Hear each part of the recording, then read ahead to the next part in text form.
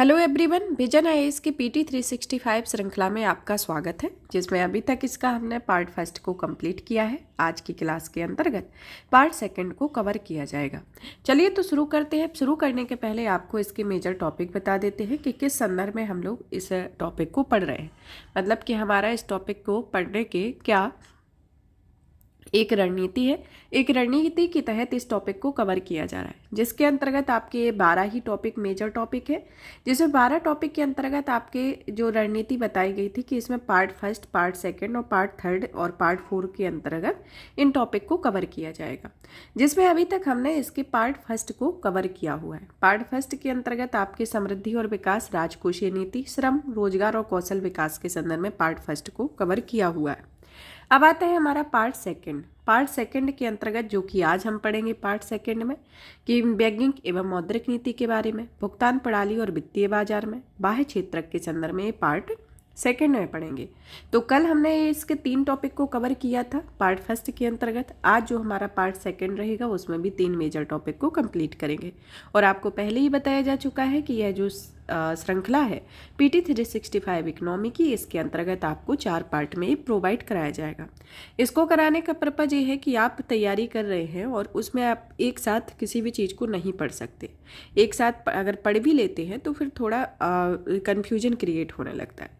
तो अगर आप किसी भी पोर्शन को, जैसे कि आपने इकोनॉमी पढ़ा है, तो उसको एक सेक्शन वाइज डिवाइड करके पढ़ते हैं, या फिर एक स्ट्रेटजी ही होती है कि आप अगर अपना स्टैटिक पोर्शन में पढ़ रहे होते हैं तो उसको सेक्शन वाइज डिवाइड करके पढ़िए। जब आप सेक्शन वाइज उसको डिवाइड कर लेते हैं तो आपको ज़्यादा अच्छे से समझ में भी आता है और ना कोई कन्फ्यूजन क्रिएट होती है और ना भी किसी भी तरीके की दुविधा पैदा होती है, जिससे आप बेहतर कर सकते हैं और एग्ज़ाम में भी आपको बेहतर परफॉर्मेंस देने के इसके सकारात्मक उपाय देखने को मिलते हैं कि आपने इस तरीके से इस स्ट्रेटजी को फॉलो किया तो आप इस तरीके से एग्ज़ाम को देंगे तो आपको काफ़ी इसमें प्रॉफिटेबल रहेगा। चलिए तो शुरू करते हैं हमारे इन टॉपिक के बारे में। पहले नंबर तो इनके टॉपिक के नाम देख लेते हैं कि टॉपिक के अंतर्गत कौन कौन से सब टॉपिक आते हैं, फिर एक एक करके प्रत्येक टॉपिक को पढ़ेंगे। और इसकी पीडीएफ प्राप्त करने के लिए आप हमारे Telegram channel UPSC PSC with Diksha को ज्वाइन करें, तो आपको ये इसकी टेलीग्राम की जो इसके जितने भी अपडेट हैं आपको दे दिए जाएंगे समय समय पर, तो आप उसको ज्वाइन कर सकते हैं। चलिए तो शुरू करते हैं।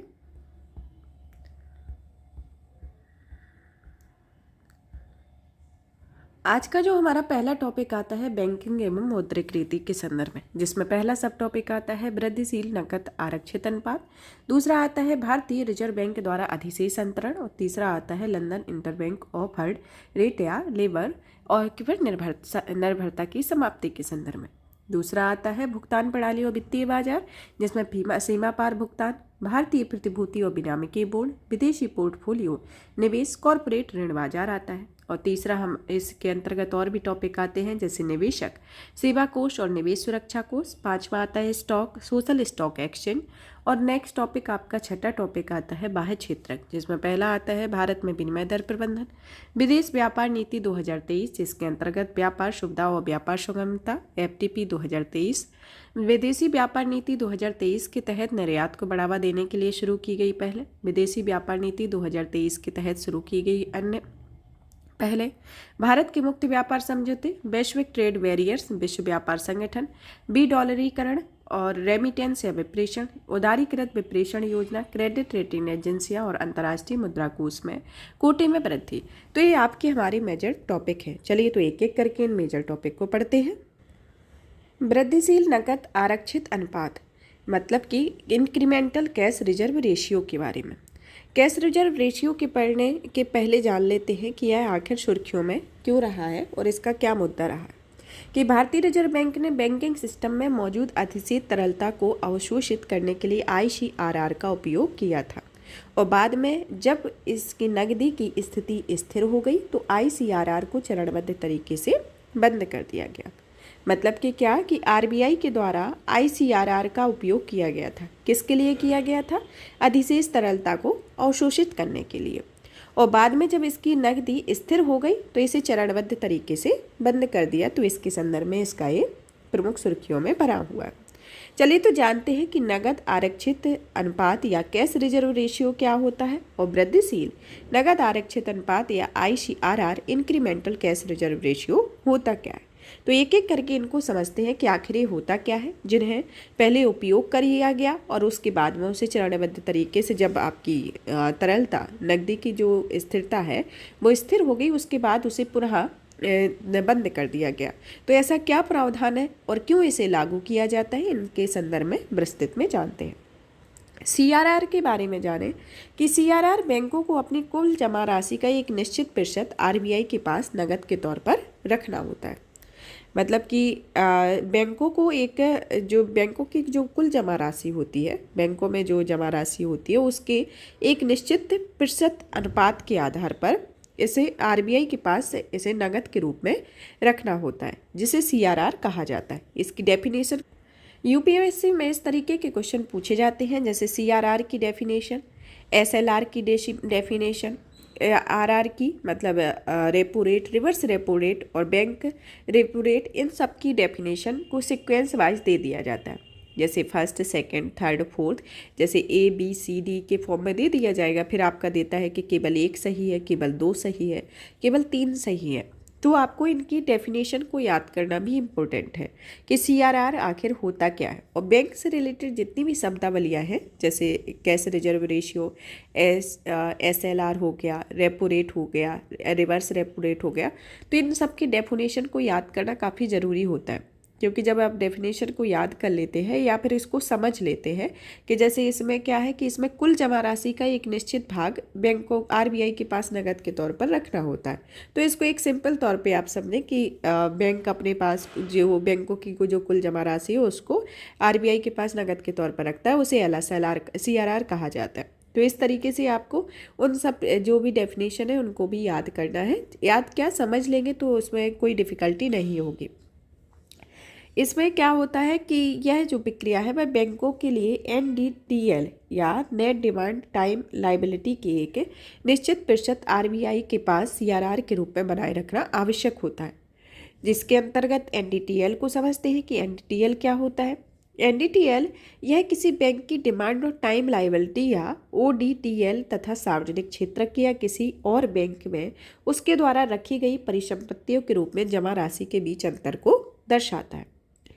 RBI अधिनियम 1934 के अनुसार सभी अनुसूचित वाणिज्यिक बैंकों जिनमें सार्वजनिक और निजी क्षेत्र के बैंक, विदेशी बैंक, क्षेत्रीय ग्रामीण बैंक तथा सहकारी बैंक इसमें शामिल हो गए हैं और इनके लिए CRR रखना अनिवार्य होता है। तो RBI के अधिनियम 1934 में कहा गया है कि आपका सार्वजनिक या निजी क्षेत्र का बैंक हो या विदेशी बैंक हो या क्षेत्रीय ग्रामीण बैंक हो या सहकारी बैंक हो, उनको CRR रखना अनिवार्य है।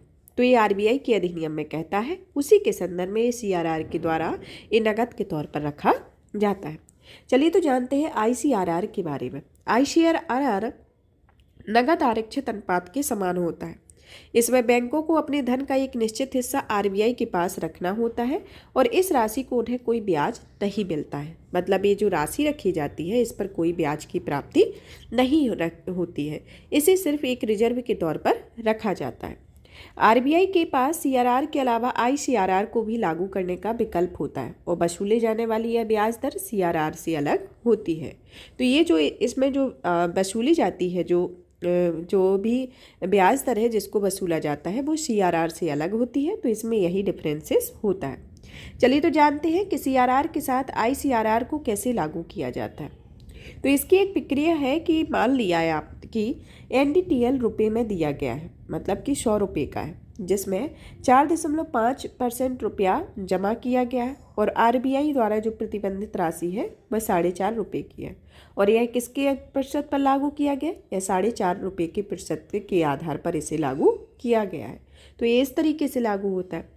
CRR के साथ जब ICRR को लागू होना होता है तो आपको एक पहला एग्जाम्पल के तौर पे देखें कि माना कि आपने 150 रुपये है, इसे 6.75 रुपये CRR में जमा किया है और इसमें NDTL में 50 रुपये की वृद्धि के संदर्भ में आपने 5 रुपये ICRR से जमा किए हुए हैं, जो कि 10% की ब्याज दर से ICRR इसमें लागू होगा और इसमें 4.5% की दर से इसमें CRR लागू होगा। और RBI द्वारा प्रबंधित कुल राशि इसमें 11.75 रुपये की होगी। तो इसके संदर्भ में ऐसी एक प्रक्रिया को फॉलो किया जाता है, जैसा कि बैंकों के संदर्भ में प्रक्रिया आती है। अब आता है ICRR के प्रभाव के बारे में देखते हैं कि आखिर इसको किस तरीके से लागू किया जाता है और इसके क्या इफेक्ट पड़ते हैं। पहला आता है कि तरलता में हुई वृद्धि को संभालने के लिए, कि जब तरलता में वृद्धि होती है तो उसको संभालने के लिए CRR का उपयोग किया जाता है। कि सरकारी व्यय में बढ़ोतरी हुई तो विदेशी निवेश में वृद्धि होती है। जब जैसे सरकारी व्यय में जब बढ़ोतरी हो जाती है तो आपके विदेशी निवेश में वृद्धि होती है। जैसे कि अभी हाल ही में 2000 रुपये की नोट की वापसी के आदि के कारण अर्थव्यवस्था में तरलता में वृद्धि हुई, तो उसके संदर्भ में ये देखने को मिला।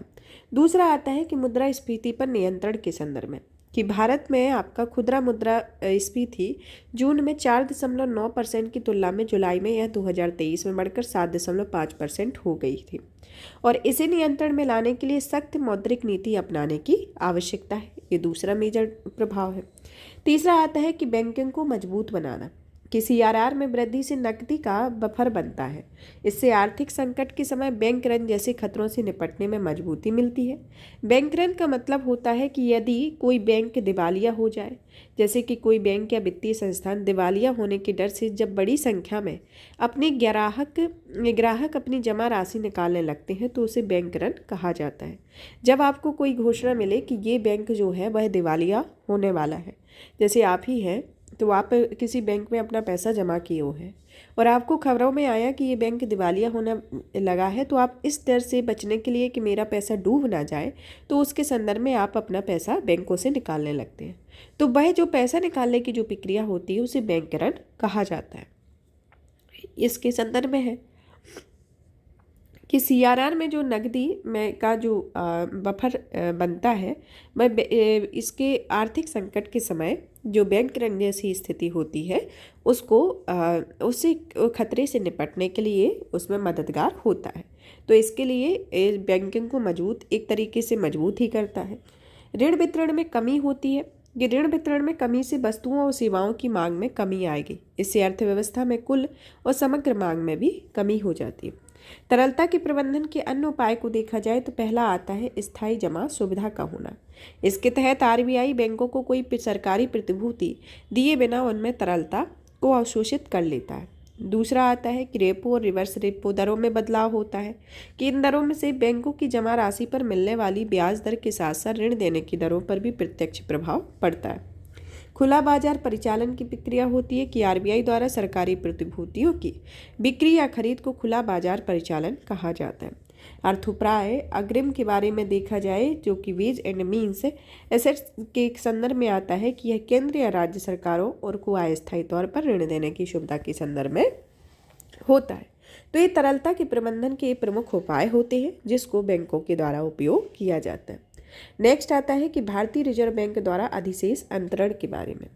अधिशेष अंतरण के संदर्भ में जानते हैं कि हाल ही में RBI के द्वारा या भारतीय रिजर्व बैंक ने 2022-23 के लिए केंद्र सरकार को एक अधिशेष के रूप में 87,416 करोड़ रुपए ट्रांसफर किए हैं, जो कि 2021-22 की तुलना में 188% की वृद्धि देखी गई है। अब आता है अन्य इससे संबंधित तथ्य आते हैं कि RBI को आयकर का भुगतान करने की आवश्यकता नहीं होती है। इसलिए RBI अधिनियम 1934 की धारा 47 में अधिशेष लाभ आवंटन के अनुसार अधिशेष राशि सरकार को अंतरित करता है। तो RBI का नियम 1934 की धारा 47 में कहा गया है कि अधिशेष राशि को सरकार अंतरित करती है, तो उसके संदर्भ में जो ये अधिशेष के रूप में रुपए को ट्रांसफ़र किया गया है, तो ये इसके संदर्भ में RBI के नियम 1934 के नियम की धारा 47 के अंतर्गत आता है। RBI के कुल ब्याज से प्राप्त होने वाले कुल आय की तुलना में काफ़ी कम होती है। इससे RBI के पास अतिरिक्त पैसा बच जाता है और RBI इस अधिशेष का एक बड़ा हिस्सा अपनी आकस्मिकता निधि और परिसंपत्ति विकास निधि के रूप में अपने पास रखता है। हालांकि जो मालेगांव समिति 2023 की सिफारिशों के पश्चात और आगे चलकर विमल जालन समिति द्वारा पेश की गई संशोधित आर्थिक पूंजी फ्रेमवर्क 2014-15 के तहत आरबीआई द्वारा सरकार को किए जाने वाले अधिशेष के अंतरण में वृद्धि हुई है। तो इसके संदर्भ में ये आपकी न्यूज रही है।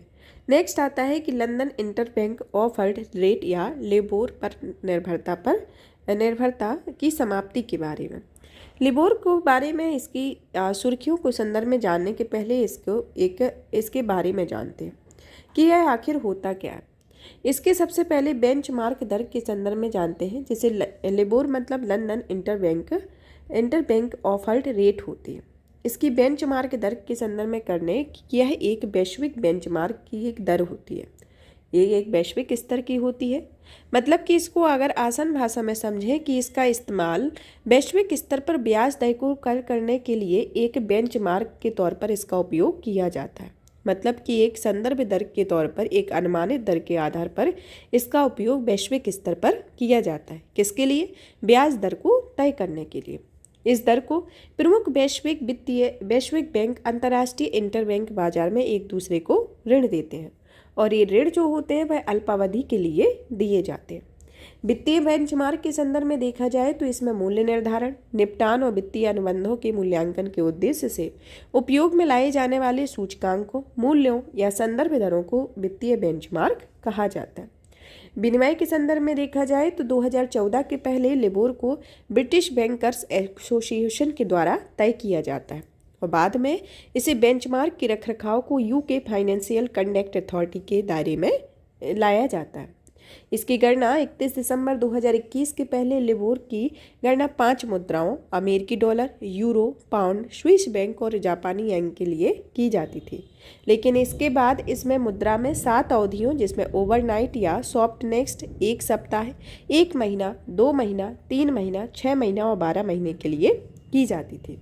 और मार्च 2021 में इस चरणबद्ध रूप से इसे वापस लेने की घोषणा कर ली गई है, जिसके बाद से केवल यूएस डॉलर आधारित लिबोर को जारी करने की अनुमति दी गई है। तो इसके संदर्भ में कि ये पहले 5 मुद्राओं में जारी किया जाता था, लेकिन प्रेजेंट में यह यूएस डॉलर पर आधारित होगा, और ये 7 अवधियों में 5 मुद्राओं 7 अवधियों की ये प्रक्रिया के संदर्भ में जारी होता था, जो कि ये सिर्फ यूएस डॉलर पर आधारित होकर यह जारी किया जाने लगा। चलिए तो जानते हैं कि इसकी क्या सुर्खियां रही हैं और क्यों ये चर्चा में बना हुआ है। हाल ही में भारतीय रिजर्व बैंक या आरबीआई ने बैंकों और आरबीआई द्वारा विनियमित अन्य संस्थाओं के लिए एक एडवाइजरी जारी की है, जिसमें उसने कहा है कि लिबोर से पूर्णतः बाहर निकलने के लिए कदम उठाने हेतु कहा गया कि पहला आता है इससे संबंधित तथ्यों में कि लिबोर और Mumbai interbank forward overnight rate का इस्तेमाल चरणबद्ध तरीके से बंद कर दिया जाएगा। MIOR यह भी एक घरेलू ब्याज दर के लिए एक बेंचमार्क होती है। जिस तरीके से वैश्विक स्तर पर आपकी लिबोर होती है, लंदन इंटरबैंक ऑफर्ड रेट है, उसी तरीके से घरेलू ब्याज दर पर एक बेंचमार्क को Mumbai interbank forward overnight rate कहा जाता है। इसे वर्तमान में फाइनेंशियल बेंचमार्क इंडिया लिमिटेड द्वारा इसे जारी किया जाता है।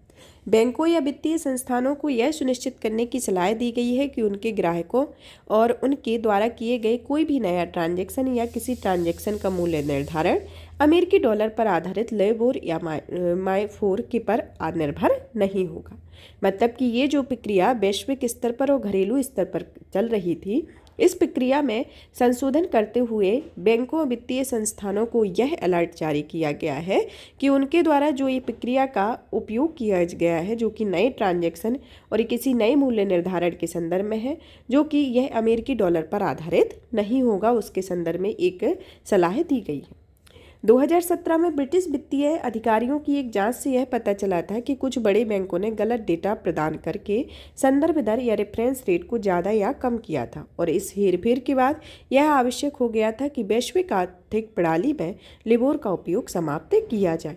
तो इसके संदर्भ में आपका जो मुद्दा उठा हुआ है और इसको हटाने का या फिर इस पर निर्भर ना रहने के लिए इसके कारण गाइडलाइन दी गई है या सलाह दी गई है कि ये जो 2017 का मुद्दा हुआ था जिसमें रेफरेंस रेट की दर को बढ़ाने या घटाने के संदर्भ में, ये आपका बेस पॉइंट है कि उस टाइम ये प्रक्रिया हुई थी, तब से ये डिसीजन लिए गए और 2021 में आके इसके रूल्स एंड रेगुलेशन में काफ़ी चेंजेस हुए हैं। अब आता है कि लिबोर पर निर्भरता को खत्म करने से भारत को मिलने वाले लाभ के बारे में जान लेते हैं। पहला आता है कि वित्त पोषण में लागत की कमी होगी, कि लिबोर पर निर्भरता की समाप्ति के परिणामस्वरूप वित्त पोषण की लागत में कई तरीके से कमी आती है, क्योंकि इसके बाद संदर्भ दरों की गणना अधिक बेहतर और पारदर्शी तरीके से होगी। दूसरा आता है कि ऋण लेने की लागत में कमी आएगी, जिससे उधार देने वालों और निवेशकों द्वारा कम ब्याज दर पर इसे मांग की जाती है। अधिक प्रतिस्पर्धा होगी, जो कि बैंकिंग संदर्भ दरों की शुरुआत से संदर्भ दरों के लिए बाजार में अधिक प्रतिस्पर्धा शुरू हो जाएगी, जिससे वित्तीय उत्पादों का अधिक पारदर्शी और प्रतिस्पर्धी मूल्य निर्धारण हो सकता है। अब आता है लिबोर के अन्य विकल्प के बारे में। जैसे कि यह प्रक्रिया बंद कर दी जाएगी तो आप लिबोर के और अन्य विकल्प क्या हो सकते हैं, क्योंकि अगर कोई भी प्रक्रिया जो आपकी चल रही हो तो उसका मतलब कोई भी इंसान जैसे कोई भी कार्य को किया जाता है तो उसका एक आदी हो जाता है, मतलब एक हैबिट हो जाती है। तो अगर वो प्रक्रिया है तो उसके भी अन्य विकल्प होते हैं, मतलब कि अगर एक इंस्ट्रूमेंट को बंद कर दिया है तो उसके अन्य विकल्प कौन कौन होंगे, तो उन विकल्प के बारे में बताया गया। पहला आता है यूएसए का सिक्योर्ड ओवरनाइट फाइनेंसिंग रेट के बारे में, SOFAR। दूसरा आता है यूरोप का यूरोपियन इंटरबैंक ऑफर्ड यूरिबोर। तीसरा आता है जापान का टोक्यो इंटरबैंक ऑफर्ड रेट। चौथा आता है चीन का संघाई इंटरबैंक ऑफर्ड रेट। पांचवा आता है भारत का modified Mumbai interbank forward overnight rate आता है। तो इसके संदर्भ में ये लिबोर के अन्य विकल्प हैं। भारत के संदर्भ में होने वाला बदलाव देख लेते हैं। पहला तो आता है वैकल्पिक संदर्भ दरों में, कि RBI ने वैकल्पिक संदर्भ दरों की एक प्रणाली स्थापित की है, जिस प्रणाली में बैंकों को अंतर्राष्ट्रीय वित्तीय लेनदेन के लिए ब्रिटिश पाउंड के बजाय मुद्राओं की एक बास्केट से दरें चुनने की सुविधा प्रदान करती हैं। यह जो दरें हैं वह MIFOR घरेलू ब्याज दर पर एक बेंचमार्क के संदर्भ में है, जिसे वर्तमान में financial benchmark India private limited द्वारा जारी किया जाता है। फिर आता है कि फॉल बैक क्लॉज के संदर्भ में, कि RBI ने उन सभी पुराने वित्तीय अनुबंधों को फॉल बैक क्लॉज में शामिल करने पर जोर दिया है जिसके संदर्भ के तौर पर लिबोर या माइफोर का उपयोग किया गया, और इस संदर्भ दर का अब इस्तेमाल नहीं किया जाएगा। इसलिए फॉल बैक क्लॉज संशोधित शर्तों के लिए एक समझौता के समान होगा और यह पारदर्शिता और निरंतरता के लिए महत्वपूर्ण है। तो इसके संदर्भ में ये बदलाव देखे गए। चलिए तो जान लेते हैं FVIL के बारे में, जिसकी उत्पत्ति के संदर्भ में देखा जाए तो इसका गठन 2014 में कंपनी अधिनियम 2013 के तहत एक लिमिटेड कंपनी के द्वारा किया गया था, जिसका स्वामित्व संयुक्त रूप से fixed income money market and derivatives association of India, foreign exchange dealers association of India और इंडियन बैंक्स एसोसिएशन के पास है। इसका उद्देश्य भारत में मुद्रा बाजार, सरकारी प्रतिभूतियों और विदेशी मुद्रा से संबंधित बेंचमार्क विकसित करना है तथा उस पर नज़र रखना होता है। इसका विनिमय FBIL को भारतीय रिजर्व बैंक द्वारा विनियमित किया जाता है। FBIL के कार्यों के बारे में जानें कि इसके अंतर्गत मत या राय के जरिए जुटाए गए डेटा और बाजार डेटा का संग्रह और प्रस्तुतिकरण होता है। बेंचमार्क की गणना संबंधी पद्धतियों का निर्माण, उन्हें अपनाना और समय समय पर उनकी समीक्षा करना होता है, और बेंचमार्क की गणना को प्रकाशन और उनका प्रबंधन करना होता है। तो ये FBIL के प्रमुख कार्य होते हैं और इसकी स्थापना आपकी 2014 में हुई। किस एक्ट के तहत? कंपनी अधिनियम 2013 के तहत एक प्राइवेट लिमिटेड के रूप में यह कार्य किया गया था। यहाँ पर आपका फोर्थ मेजर टॉपिक खत्म होता है। अब आता है हमारा सेकंड, इस श्रृंखला के अंतर्गत दूसरा मेजर टॉपिक, और आपका ओवरऑल टॉपिक आता है आपका 5th नंबर का टॉपिक, जिसमें पहला टॉपिक है, 5th टॉपिक आता है आपका कि भुगतान प्रणाली और वित्तीय बाजार के संदर्भ में। भुगतान प्रणाली और वित्तीय बाजार के संदर्भ में आता है सीमा पार भुगतान या क्रॉस बॉर्डर पेमेंट के बारे में। क्रॉस बॉर्डर पेमेंट के बारे में सबसे पहले इसकी डेफिनेशन को जान लेते हैं कि आखिर ये होता क्या। कि क्रॉस बॉर्डर पेमेंट एक प्रकार का वित्तीय लेन देन है जो कि वित्तीय संस्थानों, व्यवसाय और व्यक्तियों के बीच होता है। इस प्रकार से लेन देन के प्रेषक या सेंडर और प्राप्तकर्ता अलग अलग देशों में स्थित होते हैं। मतलब कि ये जो प्रक्रिया होती है वह एक वित्तीय लेन देन है जो कि वित्तीय संस्थानों, व्यवसायों और व्यक्तियों के बीच होता है। यह तीनों के बीच में यह प्रक्रिया चलती है, जिसमें यह सेंडर और रिसीवर के संदर्भ में यह प्रक्रिया अलग अलग देशों में विद्यमान है कि यहाँ से अगर कोई चीज़ सेंड की जाती है तो वहाँ पर वह रिसीव करते हैं, और वहाँ से अगर सेंड की जाती है तो यहाँ पर ये रिसीव होती है। तो यह प्रक्रिया इस तरीके से चलती है जो कि वित्तीय संस्थानों, व्यवसायों और व्यक्तियों के संदर्भ में इस प्रक्रिया को देखा जाता है। चलिए तो जानते हैं कि हाल ही में यह सुर्खियों का विषय क्यों बना हुआ है। कि हाल ही में आरबीआई और bank for international innovation hub ने G20 टेक स्पिरिट 2023 का आयोजन किया है। इसका उद्देश्य सीमा पार भुगतान में सुधार के लिए एक नवीन समाधानों को बढ़ावा देना है। मतलब कि यह है जो प्रक्रिया चल रही थी सीमा पार भुगतान की, इसमें जो नए चेंजेस आ रहे हैं उन चेंजेस में कुछ जो आगे पहले की प्रक्रिया है उसमें समय समय पर वैसे सुधार करने की ज़रूरत रहती है, क्योंकि अगर पहले जो नियम बनाए गए थे वह पहले की प्रक्रिया को देख के बनाए गए थे, लेकिन प्रेजेंट में जो नियम है वो इस टाइम में आए दिन चेंज होते रहते हैं, तो समय समय पर संशोधित करना प्रत्येक प्रक्रिया को आवश्यक रहता है। तो उसी के संदर्भ में इस प्रक्रिया में भी सुधार के संदर्भ में इस जो आयोजन G20 टेक स्पिरिट समिट 2023 आयोजित किया गया है, इसके संदर्भ में यह कहा गया है। यह जो प्रक्रिया है इसको आप PT 365 के टॉपिक में आप पढ़ेंगे, उसमें शामिल किया जाएगा डिटेल में। तो इसमें नोट के संदर्भ में दिया गया है, तो जब आएगा तो हम इसमें डिटेल में पढ़ेंगे। चलिए तो तब तक जान लेते हैं इसमें सीमा पार भुगतान के बारे में कि यह जो प्रक्रिया है वह वित्तीय संस्थानों, व्यवसायों, व्यक्तियों के बीच ही होती है।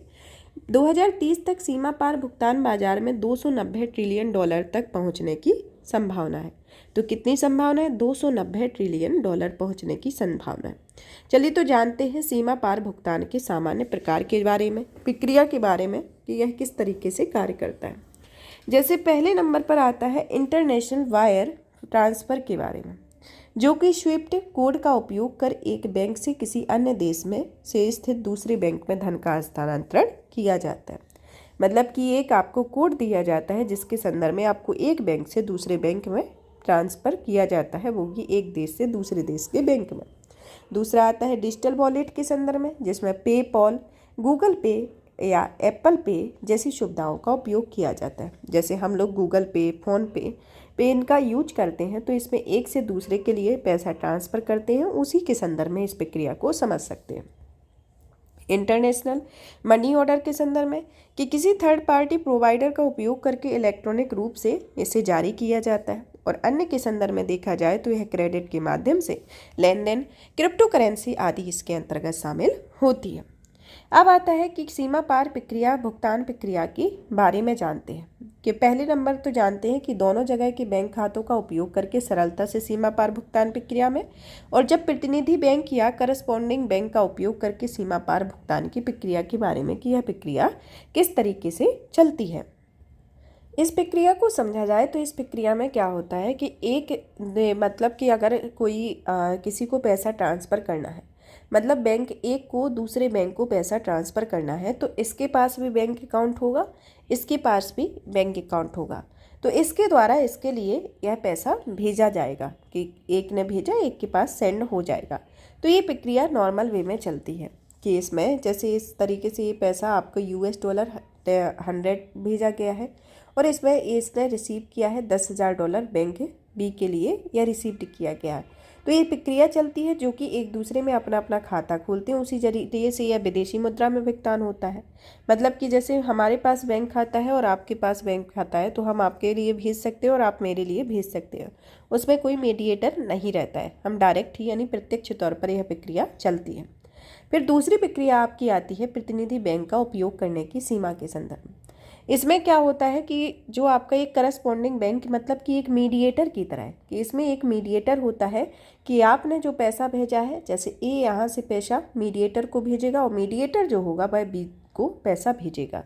तो इसमें मीडिएटर बीच में भूमिका निभाएगा कि ना इसमें एक ने अपना इसके थ्रू बैंक खाता खोला हुआ है, ना इसने खोला हुआ है, एक दूसरे में कोई खाता नहीं खोला गया, लेकिन इन्होंने अपना मीडिएटर को पैसा भेजा, तो मीडिएटर आगे पास जो पैसा आएगा वो दूसरे को सेंड कर देगा कि इसके तहत यह प्रक्रिया होती है कि बैंक एक दूसरे के पास अपना अपना खाता नहीं खोलते और इसके बजाय मध्यस्थ या प्रतिनिधि बैंक में अपना अपना खाता रखते हैं। उसी के जरिए विदेशी मुद्रा का भुगतान किया जाता है। तो यह प्रक्रिया सिंपल है, मतलब सिंपल तौर पे समझा जाए तो एक दूसरे में इसमें खाता खोला जाता है। इसमें खाता नहीं खोला जाता है, इसमें प्रतिनिधि बैंक से या प्रतिनिधि जो भी आपका मीडिएटर होगा उससे संपर्क किया जाता है और उसके ही पैसा भेजा जाता है। नेक्स्ट आता है सीमा पार भुगतान के महत्व के बारे में, कि सीमा पार भुगतान जो है वह वैश्वीकरण के संदर्भ में देखा जाए तो सीमा पार भुगतान वैश्वीकरण प्रक्रिया का एक मूलभूत तत्व होता है। वैश्विक बाजारों पर पहुंच होती है जो कि व्यवसायों को अंतर्राष्ट्रीय बाजारों तक अपना विस्तार करने, नए ग्राहकों, आपूर्तिकर्ताओं और भागीदारों तक पहुंचने में सुविधा प्रदान करते। वित्तीय समावेशन के संदर्भ में देखा जाए तो यह वंचित समुदायों को वैश्विक अर्थव्यवस्था में भाग लेने में सक्षम बनाने में महत्वपूर्ण भूमिका निभा सकता है। भारतीय अर्थव्यवस्था के लिए सीमा पार भुगतान का विशेष महत्व क्या है? पहला आता है कि विप्रेषण को भेजने में आसानी होती है। 2016 के बाद से भारत का सीमा पार विप्रेषण 8% CAGR से बढ़ रहा है। यात्रा और पर्यटन में सुविधाजनक बनाया हुआ है कि 2021 में भारत और पर्यटन उद्योग ने देश की GDP में लगभग 178 बिलियन अमेरिकी डॉलर को योगदान दिया है। विदेशी निवेश में तेजी हुई है कि वित्त वर्ष 2023 में कुल 70.97 बिलियन अमेरिकी डॉलर FDI प्राप्त हुआ है। सीमा पार भुगतान प्रणाली को मजबूत करने के लिए भारत द्वारा किए गए उपाय के बारे में आता है। पहला आता है RBI पेमेंट विजन 2025 के बारे में, कि इसमें द्विपक्षीय और बहुपक्षीय समझौतों या व्यवस्थाओं का उपयोग करके सीमा पार भुगतान को सुगम बनाने पर ध्यान दिया गया। NPCI इंटरनेशनल पेमेंट लिमिटेड ने भीम UPQR कोड के माध्यम से सीमा पार भुगतान को बढ़ावा देने के लिए अलग अलग देशों, वहां की कंपनियों व व्यापारिक संस्थानों से मिलकर कई पहलें शुरू की हैं। वर्तमान में सिंगापुर, संयुक्त अरब अमीरात, मॉरिशस, नेपाल और भूटान ने भीम UPI QR कोड के माध्यम से भुगतान की स्वीकृति मिल गई है। RBI ने भारत आने वाली विदेशी नागरिकों और NRI को UPI के इस्तेमाल की अनुमति दी है। सीमा पार भुगतान के लिए सेंट्रल बैंक डिजिटल करेंसी का उपयोग करके भारत UAE समझौते ज्ञापन हुआ है, इसके संदर्भ में आता है। अब नेक्स्ट टॉपिक आता है हमारा भारतीय प्रतिभूति और विनिमय बोर्ड के बारे में, security and exchange board of India के बारे में, कि हाल ही में भारतीय प्रतिभूति और विनिमय बोर्ड ने सेबी ने बॉम्बे स्टॉक एक्सचेंज में investor risk reduction access platform शुरू किया हुआ है। चलिए तो जानते हैं इन्वर्टर रिस्क रिडक्शन एक्सेस क्या होते हैं। कि यह ऐसा प्लेटफॉर्म होता है जो मुख्य रूप से ट्रेडिंग के समय आने वाली टेक्निकल ग्लिच में निवेशकों को बचाने के लिए आरंभ किया गया है। तो यह सेबी के द्वारा ट्रेडिंग के समय आने वाली टेक्निकल ग्लिच से निवेशकों को बचाने के लिए इस प्रक्रिया को सेबी के द्वारा शुरू किया गया। ट्रेडिंग के समय ट्रेडिंग ग्लिच के चलते निवेशक अपना ऑर्डर एग्जीक्यूट नहीं कर पाते, जिसमें दो फेस होती है। पहला होता है प्राइमरी साइट और दूसरा होता है एक डिजास्टर रिकवरी साइट। यह प्लेटफॉर्म जो है वह सभी ट्रेडिंग केंद्रों में ट्रेडिंग मेंबर्स के ट्रेड्स को डाउनलोड करता है। साथ ही इंटरनेट के माध्यम से ट्रेडिंग या वायरलेस तकनीकी का उपयोग करके निवेशकों को IRRA एक्सेस करने के लिए एक लिंक के साथ SMS भेजता है या ईमेल भेजता है। और यह देश सभी स्टॉक एक्सचेंजों जिसमें BSE, NSE, NCDEX, MCX और मेट्रोपॉलिटिकल स्टॉक एक्सचेंज ऑफ इंडिया ने संयुक्त रूप से विकसित किया है। तो IRRA को किसके द्वारा विकसित किया गया है? BSE, NSE, NCDEX, MCX और मेट्रोपॉलिटिकल स्टॉक एक्सचेंज ऑफ इंडिया के द्वारा संयुक्त रूप से विकसित किया गया है। इसका मेन उद्देश्य क्या होता है कि यह जो कि आपकी ट्रेडिंग होती है उसके समय अगर आपकी टेक्निकल ग्लिच आती है जिसमें निवेशकों को बचाने के संदर्भ में इसको आरंभ किया गया। इसके दो फेज हैं। कौन सा? पहला आता है एक प्राइमरी साइट का और दूसरा आता है एक डिजास्टर रिकवरी का। इसके अंतर्गत आप सभी ट्रेडिंग केंद्रों से ट्रेडिंग मेंबर्स के ट्रेड्स को डाउनलोड कर सकते हैं, जिसे इंटरनेट के माध्यम से या वायरलेस तरीके से आप उपयोग करके निवेशकों को IRR को एक्सेस कर सकते हैं और इसके SMS या ईमेल के द्वारा इसे भेज सकते हैं। चलिए तो जानते हैं सेबी के बारे में कि सेबी की स्थापना के संदर्भ में। सेबी की स्थापना को भारतीय प्रतिभूति और विनिमय बोर्ड अधिनियम 1992 के प्रावधानों के अंतर्गत 12 अप्रैल 1992 को इसकी स्थापना की गई थी। इस कानून के जरिए यह एक सांविधिक निकाय बना दिया गया और इसे भारत सरकार के एक संकल्प के माध्यम से 1988 में गठित कर दिया गया। तो सेबी की स्थापना कब हुई थी? 12 अप्रैल 1992 को। और यह एक सांविधिक निकाय है, क्योंकि इससे रिलेटेड भी हमेशा क्वेश्चन आते हैं कि सांवैधानिक निकाय है या गैर संवैधानिक है या सांविधिक निकाय है। तो इसके संदर्भ में काफ़ी कन्फ्लिक्ट रहते हैं और आप उसमें कन्फ्यूजन भी होती है। तो आपको याद करना है कि इसकी स्थापना तो 12 अप्रैल 1992 को हुई, जो कि सांविधिक निकाय है, और भारत सरकार के एक संकल्प के माध्यम से 1988 में से गठित किया गया था। और संरचना को देखा जाए तो इस बोर्ड में कुल 9 मेंबर होते हैं, जिसमें एक अध्यक्ष जो होता है, जिनकी नियुक्ति केंद्र सरकार के द्वारा होती है, और जिसमें 4 अंशकालिक और 4 पूर्णकालिक सदस्य होते हैं। और इनमें से बोर्ड के एक सदस्य को आरबीआई नियुक्त करता है और 2 बोर्ड सदस्य वित्त मंत्रालय द्वारा और 5 सदस्यों को केंद्र सरकार के द्वारा नियुक्त किया जाता है। चलिए तो जान लेते हैं सेबी के कार्यों को। पहला तो आता है कि प्रतिभूति बाजारों में निवेशकों के हितों की रक्षा करना और प्रतिभूति बाजार को विनियमित करना होता है। दूसरा आता है स्टॉक एक्सचेंज के कामकाज को विनियमित करना। तीसरा आता है प्रतिभूति या शेयरों में इनसाइडर ट्रेडिंग को प्रतिबंधित करना है। चौथा आता है stock broker, sub broker, share transfer agent आदि का पंजीकरण और उनका विनिमय करना है। और पांचवा आता है कि निवेशक, शिक्षा और मध्यवर्तियों के प्रशिक्षण को बढ़ावा देना है। इसके संदर्भ में ये प्रमुख इसके कार्य आते हैं। चलिए तो साथ ही साथ सेबी की शक्तियों को भी जान लेते हैं। पहले तो आती है कि सेबी एक अर्धविधायी और अर्धन्यायिक निकाय है, जो कि प्राथमिक और द्वितीयक बाजार के कामकाज को विनियमित करने के लिए विनिमय तैयार करती है और पूछताछ कर सकती है और नियमों को पारित कर सकती है और साथ ही साथ जुर्माना भी लगा सकती है। दूसरा आता है प्रतिभूति कानून अधिनियम 2014 के संदर्भ में सेबी ने 100 करोड़ रुपया उससे अधिक मूल्य की किसी भी मनी पूलिंग योजना को विनियमित कर सकता है। साथ ही नियमों के गैर अनुपालन के लिए मामलों में यह परिसंपत्तियों को भी अटैच कर सकता है। तो सेबी के पास यह अथॉरिटी है कि वो भी प्रतिभूति कानून संशोधन अधिनियम 2014 के आधार पर कि वह 200 करोड़ से अधिक या उससे अधिक मूल्य की किसी भी मनी पूलिंग योजना को विनियमित कर सकता है। नियमों के गैर अनुपालन के लिए ऐसे परिसंपत्तियों से अटैच भी कर सकता है, जो कि सेबी के अंतर्गत यह शक्तियां हैं इसकी। सेबी किसी भी प्रतिभूति की लेन देन के संदर्भ में जांच के दौरान किसी भी व्यक्ति या संस्था से टेलीफोन कॉल रिकॉर्ड जैसी जानकारी भी मांग सकता है। जुर्माने लगाने, किसी संस्था या व्यक्ति को अस्थायी या स्थायी से बाजार में प्रतिबंधित करने जैसी कोई अनुशासनात्मक कार्यवाही भी कर सकता है। निवेशकों के हित में ऐसी किसी भी मध्यवर्ती या व्यक्ति का उचित प्रबंधन सुनिश्चित करने के लिए निर्देश जारी कर सकता है। सेबी द्वारा शुरू की गई कुछ पहलों के संदर्भ में देखा जाता है तो पहली आती है इनिशियल पब्लिक ऑफरिंग के लिए संशोधित समय सीमा के बारे में, कि भारतीय प्रतिभूति और विनियामकीय बोर्ड ने कंपनियों को आईपीओ लिस्टिंग की समय सीमा 6 दिन से घटाकर 3 दिन कर दी है, जिसमें T+6 की जगह T+3 कर दिया गया है। मतलब कि पहले 6 दिन थी, जिसे हाल ही में 3 दिन कर दिया। आईपीओ का तात्पर्य होता है इनिशियल पब्लिक ऑफर, अर्थात प्राथमिक बाजार में जनता की प्रतिभूतियों की बिक्री से होता है, जो कंपनियों के लिए धन जुटाने के सबसे बड़े स्रोत के रूप में कार्य करता है। और सेबी के नए कदम के तौर पर आईपीओ जारीकर्ताओं के लिए ईज ऑफ डूइंग बिजनेस को बढ़ाने के संदर्भ में है और यह कंपनियों को पूंजी और तरलता तक त्वरित पहुंच प्रदान करेगा। बीआरएसआर कोर फ्रेमवर्क के बारे में, यह कोर फ्रेमवर्क जो है वह भारतीय प्रतिभूति और विनियामकीय बोर्ड बीआरएसआर कोर आश्वासन के लिए फ्रेमवर्क और मूल्य श्रृंखला के लिए ईएसजी प्रकटीकरण की शुरुआत है। यह पर्यावरण, सामाजिक और गवर्नेंस का एक फ्रेमवर्क होता है जो हितधारकों को यह समझने में मदद करता है कि कोई संगठन ईएसजी मापदंडों से संबंधित जोखिमों और अवसरों का प्रबंधन कैसे करता है। सेबी ने इसके लिए भारतीय प्रतिभूति और विनियामकीय बोर्ड विनिमय 2015 में संशोधन किए हुए हैं। इन संशोधनों में निम्न बदलाव आते हैं, जिसके अंतर्गत पहला आता है कि BRSR business responsibility and sustainable report core updated BRSR के बारे में, जो कि एक बीआरएसआर कोर एक बीआरएसआर का एक सबसेट होता है।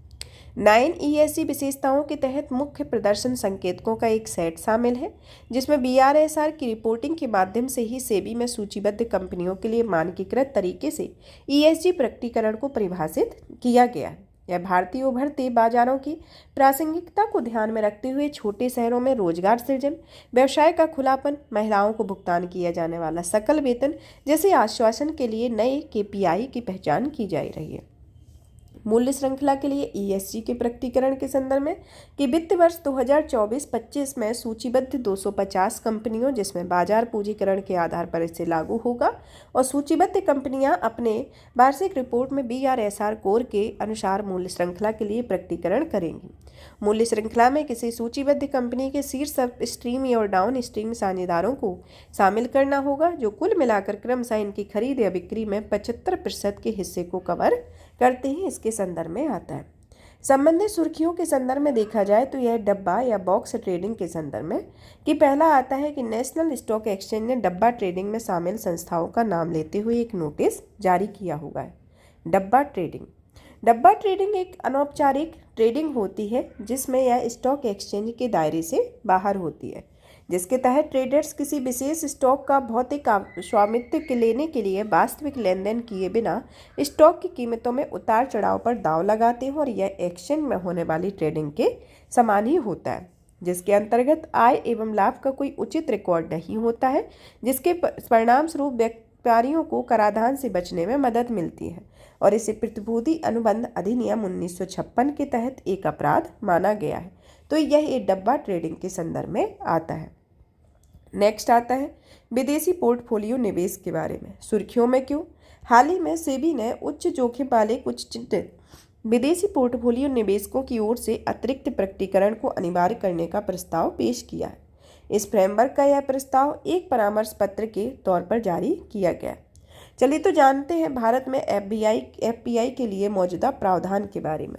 पहला आता है सेबी द्वारा विनियमित के संदर्भ में कि यह सेबी विनिमय 2019 के तहत विनियमित है। सेबी ने भारतीय प्रतिभूतियों या शेयर में एफपीआई द्वारा किए गए निवेश पर कुछ सीमाएं निर्धारित की हुई हैं। कानूनी प्रावधान के संदर्भ में देखा जाए तो विदेशी मुद्रा प्रबंधन अधिनियम 1999 भारत में एफपीआई से प्रतिबंधित करने वाला एक प्राथमिक कानून होता है जो धन शोधन निवारण अधिनियम 2002 और धन शोधन निवारण 2005 के अंतर्गत आता है। चलिए तो जानते हैं कि प्रत्यक्ष विदेशी निवेश और प्रत्यक्ष विदेशी पोर्टफोलियो निवेश के बारे में, जो कि हमेशा चर्चा का विषय बना हुआ है और इससे रिलेटेड यूपीएससी में पहले भी क्वेश्चन पूछे जा चुके हैं और यह एक एवरग्रीन टॉपिक होता है कि कुछ टॉपिक ऐसे होते हैं जिससे हमेशा यूपीएससी में क्वेश्चन आते हैं। बस करंट को अपडेट करके इधर उधर उसमें फ्लक्चुएशन होता है, लेकिन क्वेश्चन हमेशा इनसे आते हैं। फिर चलिए तो एक एक करके इनकी डेफिनेशन एक तुलना के संदर्भ में जानते हैं, जिसमें पहले नंबर पर आता है एफडीआई। एफडीआई की डेफिनेशन को देखा जाए तो एफडीआई का आशय विदेशी निवेशकों द्वारा किसी दूसरे देश में स्थित उद्यम में पर्याप्त ब्याज प्राप्त करने के लिए एक नए निवेश से होता है। एफपीआई का आशय विदेशी निवेशकों द्वारा किसी दूसरे देश की वित्तीय परिसंपत्तियों में निवेश से होता है, जैसे स्टॉक एक्सचेंज के लिए शेयर या बॉन्ड में निवेश करना होता है। निवेशकों की भूमिका के संदर्भ में देखा जाए तो एफडीआई में एक सक्रिय निवेशक के तौर पर कार्य करते हैं और एफपीआई एक निष्क्रिय निवेशक के तौर पर कार्य करता है। एफडीआई में प्रत्यक्ष प्रकार का निवेश होता है, एफपीआई में अप्रत्यक्ष प्रकार का निवेश होता है। नियंत्रण की सीमा को देखा जाए तो अत्यधिक नियंत्रण एफडीआई में होता है और एफपीआई में बहुत कम नियंत्रण देखने को मिलता है। एफडीआई की अवधि एक दीर्घकालिक निवेश के तौर पर होती है और अल्पकालिक निवेश के तौर पर एफडीआई का उपयोग किया जाता है। यह एफडीआई में विदेशी मौद्रिक भौतिक परिसंपत्तियों के उद्यमों के द्वारा निवेश किया जाता है और एफपीआई में दूसरे देश की वित्तीय परिसंपत्तियों के द्वारा निवेश किया जाता है।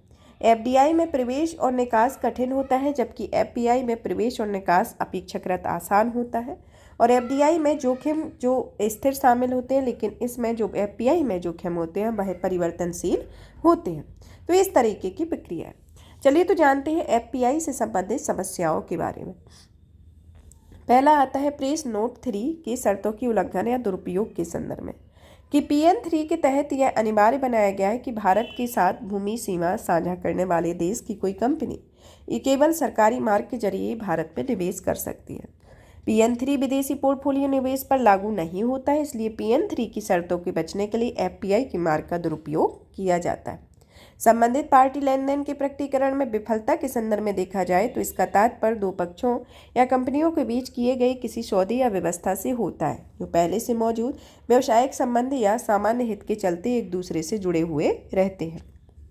हाल ही में हिंडनबर्ग रिपोर्ट ने आरपीटी के गैर प्रकटीकरण पर आपत्ति उठाई और एपीआई के लिए जो वर्तमान फ्रेमवर्क है उसमें एपीआई को आरपीटी प्रकटीकरण की आवश्यकताओं को आवश्यक रूप से बरकरार करने की अनुमति मिली हुई है। एपीआई के विनिमय के लिए सेबी के प्रस्ताव को देखा जाए तो पहले नंबर पर आता है एपीआई के वर्गीकरण के बारे में कि एपीआई का जो वर्गीकरण है वह निम्नलिखित आधार पर होता है। पहला आता है कम जोखिम वाले एपीआई, दूसरा आता है मध्यम जोखिम वाले एपीआई और तीसरा आता है उच्च जोखिम वाले एपीआई। कम जोखिम वाले एपीआई के अंतर्गत सरकार से संबंधित इकाइयां या कंपनी जैसे केंद्रीय बैंक, सॉवरेन वेल्थ फंड्स आदि होते हैं। मध्यम जोखिम वाले एपीआई के अंतर्गत पेंशन फंड्स या पब्लिक रिटेल फंड होते हैं और ये ऐसे फंड्स के निवेशक बहुत अधिक संख्या में होते हैं जिनकी पहचान सरल नहीं होती है।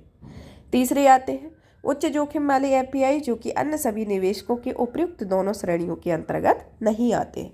तो ये एपीआई के ये वर्गीकरण है जो कि कम जोखिम वाले, मध्यम जोखिम वाले और उच्च जोखिम वाले के संदर्भ में आते हैं। उच्च जोखिम वाले एपीआई के लिए अधिक पारदर्शी संबंधी उपाय किए जा रहे हैं जिसमें पारदर्शी तरीके से पहचान जाने वाले उच्च जोखिम वाले एपीआई के लिए अपने फंड के स्वामित्व, आर्थिक हित और नियंत्रण के बारे में अतिरिक्त प्रकटीकरण को अनिवार्य किया जा सकता है। अतिरिक्त प्रकटीकरण उपयुक्त जोखिम वाले एपीआई के अंतर्गत अग्रलिखित दशाओं में अतिरिक्त प्रकटीकरण अनिवार्य होता है और यदि किसी कंपनी में उनका निवेश या किसी कंपनी को एयूएम में उनकी समग्र हिस्सेदारी की एक सीमा से अधिक होता है। अब नेक्स्ट टॉपिक आता है कॉर्पोरेट ऋण बाजार के बारे में। कॉर्पोरेट ऋण बाजार क्या होता है, जिसे ऋण बाजार या फिक्स्ड बाजार के तौर पर इसे जाना जाता है। हाल ही में सेबी ने कॉर्पोरेट ऋण बाजार फंड की शुरुआत करने के लिए एक फ्रेमवर्क जारी किया हुआ है। चलिए तो जानते हैं सबसे पहले कॉर्पोरेट ऋण बाजार विकास फंड के बारे में कि इस कोष का गठन एक वैकल्पिक निवेश फंड के तौर पर किया जाता है जिसके तहत बाजार में संकट या दबाव के दौरान निवेश ग्रेड वाली कॉर्पोरेट ऋण प्रतिभूतियों को खरीद की जाती है। वैकल्पिक के निवेश फंड निजी तौर पर एकत्र किए गए फंड होते हैं जिन्हें भारत में निवेश के लिए स्थापित या निगमित किया जाता है और ये ऐसे फंड के लिए आवश्यक धनराशि अनुभवी निवेशकों जैसे एंजल निवेशक, वेंचर कैपिटलिस्टिक आदि के द्वारा जुटाई जाती है।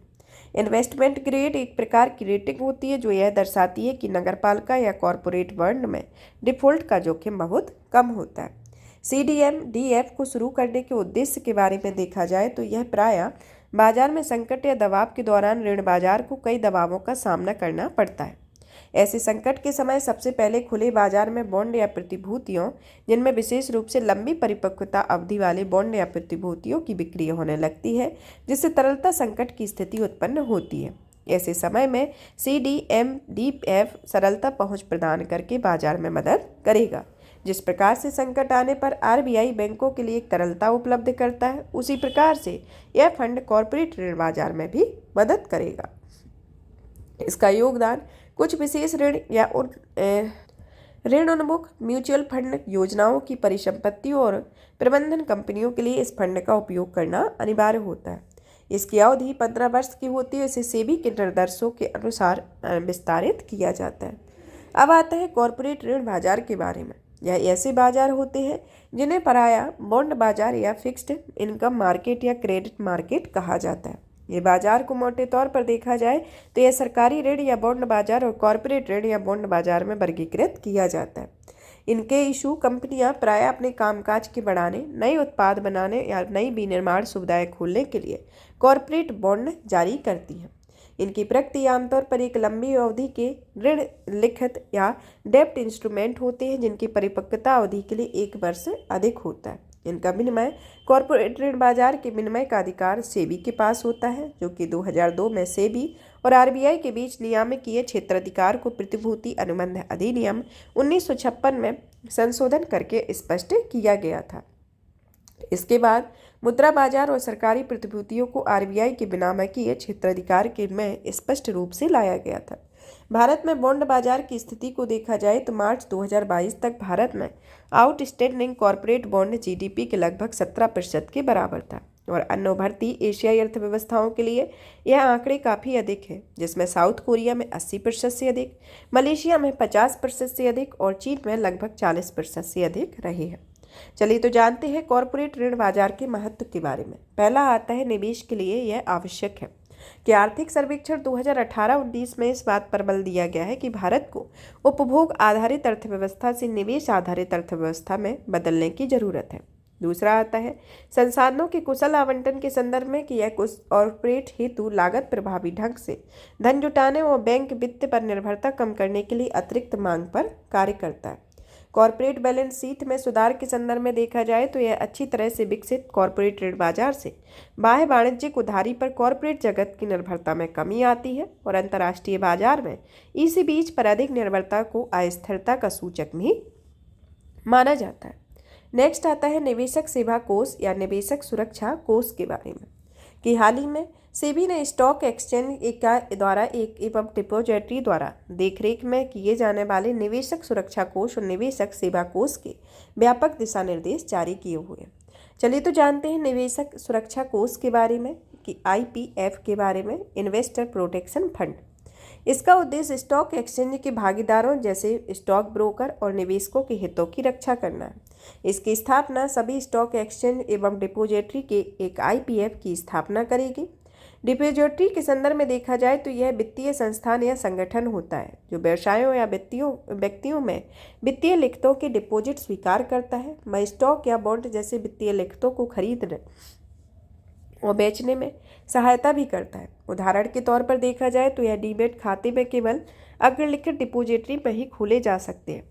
Central depository services India limited और नेशनल सिक्योरिटी डिपॉजिटरी लिमिटेड इसके अंतर्गत आती है। इसका प्रशासन स्टॉक एक्सचेंज और डिपॉजिटरी के IPF के प्रशासनिक कामकाज की देखरेख इसी उद्देश्य से बनाए गए अलग अलग ट्रस्टों द्वारा की जाती है। पृथक्कृत निधि या सेग्रीगेटेड फंड जो कि स्टॉक एक्सचेंज और डिपॉजिटरी यह सुनिश्चित करेगी कि IPF में धनराशि पूरी तरह से अलग है।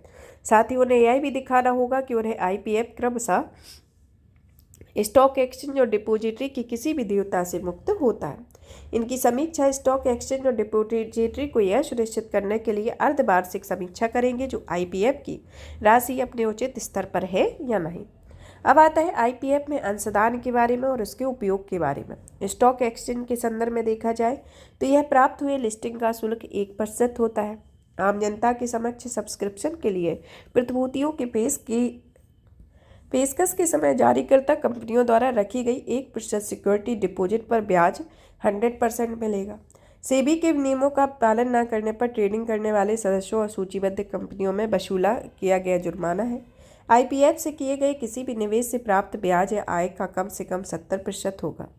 डिफ़ॉल्ट होने पर ट्रेडिंग मैनेजर्स ने ग्राहकों के वेतन को निवेश दावों पर निपटान करने से और निवेशकों को अंतिम राहत संबंधी भुगतान करने में होता है।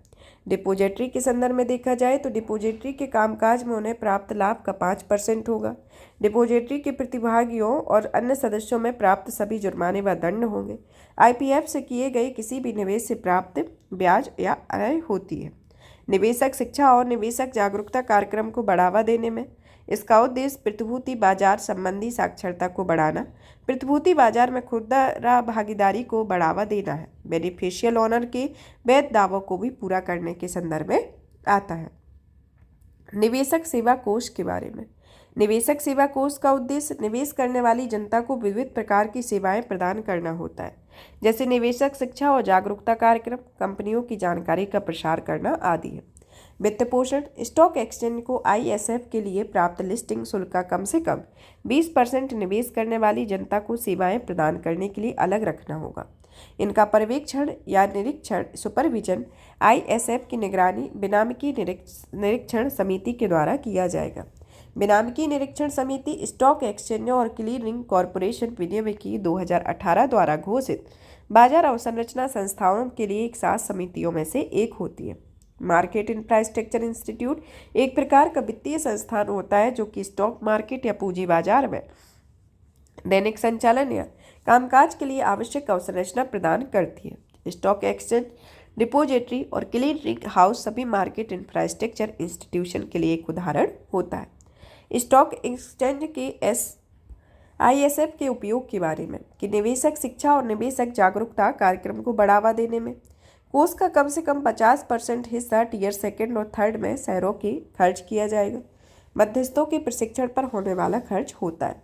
खर्च न हो पाए आईपीएफ या आईएसएफ ट्रांसफर के बारे में कि यदि कोई स्टॉक एक्सचेंज या डिपॉजिटरी बंद हो जाता है तो उसकी मान्यता समाप्त हो जाती है, वह अपना कामकाज बंद कर देता है, तो स्टॉक एक्सचेंज और डिपॉजिटरी के पास खर्च में न आने वाली आईपीएफ या आईएसएफ की जो शेष राशि है वह सेबी के निवेशकों संरक्षण शिक्षा कोष में ट्रांसफर कर बदल दी जाती है। निवेशक संरक्षण और शिक्षा कोष के बारे में, जिसकी स्थापना सेबी द्वारा 2007 में की गई थी, जो कि आईपीएफ विनिमय 2009 द्वारा विनियमित किया जाता है। इसका उपयोग निवेशकों की सुरक्षा और निवेशक शिक्षा और जागरूकता को बढ़ावा देने के लिए किया जाता है। इसे सेबी द्वारा दिए गए अंशदान, केंद्र सरकार और राज्य सरकार द्वारा दिए गए अनुदान या दान, सुरक्षा जमा और गैर मान्यता प्राप्त स्टॉक एक्सचेंजों के आईपीएफ या आईएसएफ की जमा राशि आदि के माध्यम से वित्त पोषित किया जाता है। अब आता है next topic, social stock exchange के बारे में, कि हाल ही में भारतीय प्रतिभूति और विनियामकी बोर्ड ने सोशल स्टॉक एक्सचेंज से जुड़े फ्रेमवर्क को लचीला बनाने की सिफारिशों को मंजूरी प्रदान की हुई है। फ्रेमवर्क को लचीला बनाने से पता चला है कि एसएससी का वित्त पोषण निम्नलिखित माध्यमों में किया जाता है। एनपीओस के मामले में म्यूचुअल फंड के माध्यम से दान देकर और zero coupon zero principal bond जारी करके। जीरो कूपन जीरो प्रिंसिपल केवल एसएससी पर पंजीकृत एनपीओ ही जारी करता है और इन बॉन्ड की विशेष अवधि होती है। जेडसीजेडपी बॉन्ड की परिपक्वता अवधि पर मूलधन का भुगतान नहीं किया जाता है और इस तरह के दान के पीछे का उद्देश्य कल्याण एवं कर संबंधी लाभ प्राप्त करना होता है। एफपीए के मामले में इक्विटी और डेब्ट इंस्ट्रूमेंट जारी करके इसका उपयोग किया जाता है। वे उद्यम या संगठन जो सामाजिक उद्यम के तौर पर पात्र नहीं हैं उनके बारे में जानते हैं। पहला तो आता है कॉरपोरेट फाउंडेशन, दूसरा आता है राजनीतिक व धार्मिक संगठन एवं गतिविधियाँ, पेशेवर व व्यापार संगठन, बुनियादी ढांचा, हाउसिंग कंपनियां, वहनीय आवास परियोजनाओं को छोड़कर। चलिए तो जानते हैं सोशल स्टॉक एक्सचेंज के बारे में। सोशल स्टॉक एक्सचेंज एक प्रकार का एक्सचेंज एक अलग सेगमेंट होता है। एक्सचेंज का एक अलग सेगमेंट है जो सामाजिक उद्यमों को स्टॉक एक्सचेंज तंत्र के जरिए जनता से धन जुटाने में मदद करता है, जैसे कि लाभ अर्जक सामाजिक उद्यम और एनपीओ सामाजिक उद्देश्यों से धन जुटा सकते हैं। सेबी के दिशा निर्देशों के तहत एसएससी सूचीबद्ध होने के लिए सामाजिक उद्यमों को निर्धारित सूचीबद्ध सामाजिक कार्यों में से किसी एक सामाजिक कार्य में शामिल करना होता है। इसके अंतर्गत मुख्य कार्य शामिल होते हैं। पहला आता है कि भूखमरी, गरीबी, कुपोषण और असमानता को समाप्त करना। दूसरा आता है स्वास्थ्य देखभाल को बढ़ावा देना। तीसरा आता है शिक्षा का समर्थन करना। चौथा आता है वित्तीय समावेशन करना। पांचवा आता है स्लम क्षेत्र या विकास करना है। एक सामाजिक उद्यम के रूप में मान्यता प्राप्त करने के लिए संगठन में निम्नलिखित मानदंडों को पूरा करना होता है। राजस्व के संदर्भ में देखा जाए तो यह पिछले 3 वर्षों के औसत राजस्व का कम से कम 67% हिस्सा लक्षित आबादी के सदस्यों के पात्र प्रदान करने गतिविधियों को प्रदान करने के लिए आया हो। दूसरा आता है पिछले 3 वर्षों के औसत व्यय में कम से कम 67% हिस्सा लक्षित आबादी के सदस्यों और पात्र गतिविधियों द्वारा प्रदान करने के लिए खर्च किया गया हो। और तीसरा आता है कि पिछले 3 वर्षों से जितने ग्राहकों और लाभार्थियों को पात्र गतिविधियां प्रदान की गई हैं उसमें लक्षित लाभार्थी का सदस्य से कम 67% हो, इसके संदर्भ में आता है। यहाँ पर इसका ये 5वां मेजर टॉपिक फिनिश होता है। और नेक्स्ट आता है हमारा 6ठा मेजर टॉपिक, जो कि बाह्य क्षेत्र या एक्सटर्नल सेक्टर से संबंधित है। भारत में विनिमय दर का प्रबंधन, exchange rate management in India, की हाल ही में भारतीय रुपये का सापेक्ष मूल्य भारत के प्रमुख व्यापारिक साझेदार देशों की मुद्राओं की तुलना में लगभग 2 साल के उच्चतम स्तर पर पहुंच गया है। केंद्रीय बैंक के हस्तक्षेप और घरेलू मुद्रास्फीति के अधिक रहने के कारण ऐसा हुआ है। करेंसी वैल्यूएशन आखिर होता क्या है, इसके संदर्भ में जानते हैं कि यह एक मुद्रा के किसी अन्य मुद्रा के सापेक्ष कीमत या मूल्य के निर्धारण की एक प्रक्रिया होती है। इस मुद्रा को जानने का आम तरीका होता है विनिमय दर। यह दर मूल्य या कीमत कई कारकों पर प्रभावित करता है। इन कारकों में ब्याज मुक्त, मुद्रास्फीति, पूंजी निवेश और मुद्रा की आपूर्ति इत्यादि इसमें शामिल होती है। भारत में विनिमय दर के निर्धारण में वर्तमान नॉमिनल इफेक्टिव एक्सचेंज रेट या नीर या रियल इफेक्टिव एक्सचेंज रेट रीर के प्रणालियों का उपयोग किया जाता है। नीर एक द्विपक्षीय विनिमय दरों का एक भारित औसत होता है।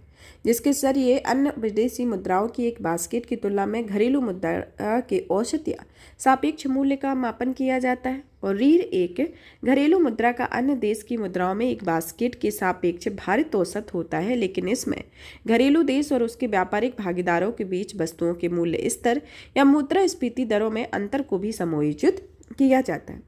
विनिमय दर निर्धारण की विधियों के संदर्भ में देखा जाए तो पहली आती है फिक्स्ड एक्सचेंज रेट या नियत विनिमय दर, और दूसरी आती है फ्लेक्सिबल एक्सचेंज रेट या फिर लचीली विनिमय दर।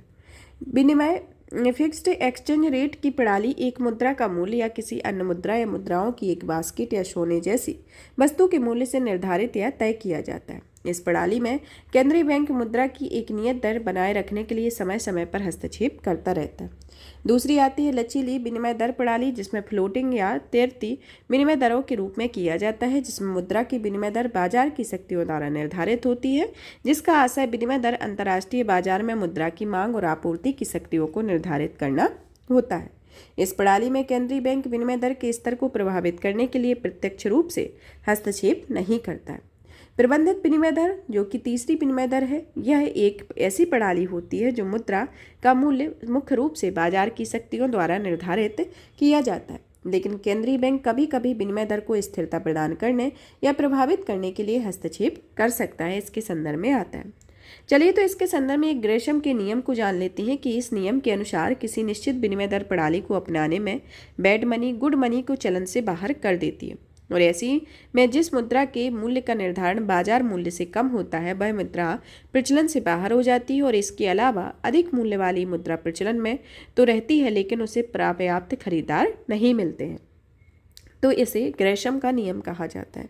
ग्रेशम से नियम से भी क्वेश्चन पूछे जाते हैं कि इसमें कि बैड मनी जब गुड मनी को चलन से बाहर कर देती है, इस तरीके का या विनिमय दर प्रणाली के संदर्भ में या मुद्रा प्रचलन कब बाहर होती है, तो यह कौन सा नियम आता है। तो इसके संदर्भ में क्वेश्चन आते हैं कि वह मुद्रा जिसका मूल्य निर्धारण बाजार मूल्य से कम पर होता है या मुद्रा प्रचलन से बाहर हो जाती है तो अधिक मूल्य वाली मुद्रा प्रचलन में हो जाती है और इससे पर्याप्त खरीदार नहीं मिलते हैं। तो ग्रेशम के नियम में यह कहा गया है। नेक्स्ट आता है कि अन्य प्रमुख खर्चों पर विनिमय दर के प्रभाव के बारे में। पहला तो आता है मुद्रास्फीति के संदर्भ में कि अधिमूल्यन यानी कि अधिक मूल्य वाली मुद्रा आयातित वस्तुओं सेवाओं की लागत मूल्य को कम करके मुद्रास्फीति को कम करने में योगदान कर सकती है। ब्याज दरों के संदर्भ में स्थानीय मुद्रा की मजबूती को नियंत्रित करने के लिए केंद्रीय बैंक ब्याज दरों को कम कर सकता है। केंद्रीय बैंक इस कदम के पीछे मुख्य उद्देश्य आर्थिक गतिविधियों को बढ़ावा देना और निर्यात को प्रोत्साहित करना होता है। आर्थिक समृद्धि के संदर्भ में कि मजबूत मुद्रा भले ही मुद्रास्फीति को कम करने में मदद करती है, लेकिन यह निर्यात पर निर्भर क्षेत्रों को विकास को कम कर सकती है और इससे समग्र आर्थिक समृद्धि में कमी आती है। व्यापार में देश की मुद्रा मजबूत होने पर व्यापार घाटा बढ़ा सकती है, और ऐसा इसलिए क्योंकि निर्यात की जाने वाली वस्तुएं महंगी होकर कम प्रतिस्पर्धी हो जाती है एवं आयातित वस्तुएं सस्ती होने पर घरेलू उपभोक्ताओं को आकर्षित हो जाती हैं। पूंजी प्रवाह के संदर्भ में एक मजबूत मुद्रा अधिक प्रत्यक्ष विदेशी निवेश को आकर्षित कर सकती है, क्योंकि निवेशक मुद्रा के मूल्य में वृद्धि और उच्च रिटर्न की अपेक्षा रखते हैं। विदेशी व्यापार नीति 2023 के बारे में कि हाल ही में केंद्रीय वाणिज्य और उद्योग मंत्रालय ने विदेशी व्यापार नीति 2023 को अधिसूचित किया हुआ है। चलिए तो जानते हैं विदेशी व्यापार नीति 2023 के बारे में। इसकी अधिसूचना को केंद्र सरकार द्वारा अधिसूचित किया गया है। केंद्र सरकार ने यह अधिसूचना विदेशी व्यापार विकास एवं विनिमय अधिनियम 1992 की धारा 5 के तहत प्रदत्त शक्तियों का प्रयोग करके जारी किया हुआ है। यह सिद्धांत उस समय के साथ अनुकूलित योजनाओं की तरलता पर आधारित होता है, जिसमें व्यापार की आवश्यकताओं के प्रति जवाबदेही और निर्यातकों के साथ विश्वास और साझेदारी जैसे सिद्धांतों को अपनाया गया। FTP 2015 से 2020 के संदर्भ में कोविड-19 महामारी और अस्थिर भू राजनीतिक परिदृश्य के कारण FTP 2015 से 20 को मार्च 2023 तक बढ़ा दिया गया था, और इस दौरान भारत का निर्यात अपने उच्च स्तर पर पहुंच गया। नए FTP के 4 स्तंभों को देखा जाए तो पहला आता है कि इसमें प्रोत्साहन से लेकर कर छूट सभी शामिल है। दूसरा आता है प्रौद्योगिकी ऑटोमेशन और री इंजीनियरिंग की निरंतर प्रक्रिया में अधिक से अधिक व्यापार सुविधाएं होना। तीसरा आता है निर्यात को बढ़ावा देने के लिए उचित सहयोग, जिसमें निर्यातक राज्य और जिले शामिल हैं। उभरते क्षेत्र पर विशेष फोकस जैसे ई-कॉमर्स के माध्यम से निर्यात, केंद्रों में जिलों का विकास करना। SUMETI स्पेशल केमिकल ऑर्गेनिज्म सामग्री, उपकरण एवं प्रौद्योगिकियों का निर्यात, मदों के निर्यात को सुव्यवस्थित करना शामिल होता है। भारत में व्यापार प्रोफाइल जो कि 2022 से 23 के संदर्भ में दी गई है, जिसमें निर्यात के लिए कुल भारत का लक्ष्य 2030 तक $2 ट्रिलियन मूल्य की वस्तुओं और सेवाओं का निर्यात है। इसमें भारत में शीर्ष मदों पर निर्यात मदें हैं, जिसमें सर्वाधिक पेट्रोलियम, इलेक्ट्रॉनिक सामान, चावल, रसायन, ड्रग्स एंड फार्मास्यूटिकल को शामिल किया गया। और जिन देशों से सबसे अधिक आयात होता है उसमें आता है आपका चीन, संयुक्त अरब अमीरात, संयुक्त राज्य अमेरिका और रूस आता है। और भारत में जिन देशों में सबसे अधिक निर्यात किया जाता है उसमें आता है संयुक्त राज्य अमेरिका, संयुक्त अरब अमीरात, नीदरलैंड और चीन आता है, इसके संदर्भ में आता है। यह जो डेटा आपका दिया गया है यह 2022-23 के संदर्भ में है, क्योंकि 2023-24 का जो डेटा है अभी इसमें अपडेट नहीं किया गया है, तो ये आपका 2022-23 के संदर्भ में डेटा दिया गया। नेक्स्ट टॉपिक आता है व्यापार सुविधा और व्यापार सुगमता के बारे में। व्यापार सुविधा और व्यापार सुगमता के लिए शुरू की गई पहलों के संदर्भ में पहली पहल आती है व्यापार सुविधा पर राष्ट्रीय नीति। इस नीति को या इस समिति की स्थापना विश्व व्यापार संगठन के व्यापार सुविधा समझौते के कार्यान्वयन और इससे संबंधित समन्वय को सरल बनाने के लिए की गई है। WTO के TFA को 2017 में लागू किया गया था, जिसका उद्देश्य सीमाओं के पार लाल फीताशाही के मुद्दे को हल करना और वस्तुओं को सुगम आवाजाही को सुनिश्चित करना है। विदेशी व्यापार महानिदेशालय द्वारा शुरू की गई पहलों के अंतर्गत आता है कि निर्यात और आयात के संचालन की दिशा में समन्वयक या सहायक के रूप में यह कार्य करता है। यह अलग अलग निर्यात संवर्धन परिषदों और व्यापार एवं उद्योग निकायों में परामर्श भी करता है, जिसके अंतर्गत पहली आती है निर्यात बंधु योजना, जो कि इसे नए और संभावित निर्यातकों को सलाह देने के लिए लागू किया जा रहा है। दूसरी आती है इलेक्ट्रॉनिक और आयात कोड के बारे में जारी करना, जो कि किसी IEC के किसी निकाय और आवंटित 10 अक्षरों की एक अल्फा न्यूमेरिकल संख्या होती है, जो यह संख्या किसी भी निर्यात या आयात की गतिविधि के लिए अनिवार्य होती है। तीसरी आती है मूल स्थान का प्रमाण पत्र के संदर्भ में, कि इसमें मूल स्थान का प्रमाण पत्र को प्राप्त करने के लिए एक ऑनलाइन सुविधा होती है, जो ECOO की विशिष्ट संख्या निर्धारित करता है, जिसमें विशिष्ट दस्तावेज पहचान संख्या होती है जो सत्यापन के लिए QR कोड की तरह काम करती है। निर्यात उत्कृष्टता शहर के संदर्भ में देखा जाए तो इसे निर्यात उत्पादन केंद्रों के विकास और समृद्धि के लिए चुना जाता है, जो वाणिज्य और उद्योग मंत्रालय के अनुसार 750 करोड़ या उससे अधिक के सामान के उत्पादन करने वाले शहरों को टाउन ऑफ एक्सपोर्ट एक्सीलेंस के रूप में मान्यता दी जाती है। हालांकि हथकरघा, हस्तशिल्प, कृषि और मत्स्य पालन जैसे क्षेत्र हेतु TE में शामिल होने के लिए न्यूनतम सीमा 150 करोड़ रुपये निर्धारित की गई है। स्टेक होल्डर सर्टिफिकेट के मानदंडों की युक्तिकरण को देखा जाए तो यह स्टेटस होल्डर सर्टिफिकेट एक ऐसे निर्यातक फर्मों को बिजनेस लीडर्स के रूप में मान्यता देता है जिसे अंतर्राष्ट्रीय व्यापार में उत्कृष्ट प्रदर्शन किया है और देश के विदेश व्यापार में योगदान दिया है। वाणिज्य एवं उद्योग मंत्रालय ने विदेश व्यापार नीति 2023 के तहत तंत्र आधारित स्वचालित स्टेट होल्डर प्रमाण पत्र जारी किए जाने की पहल शुरू की है। प्रमाण पत्र के महत्व को देखा जाए तो यह अंतर्राष्ट्रीय बाजारों में भारतीय निर्यातकों की विश्वसनीयता बढ़ेगी, कस्टम क्लियरेंस में प्राथमिकता मिलेगी और कुछ छूट भी प्राप्त होगी, इसके अंतर्गत आता है।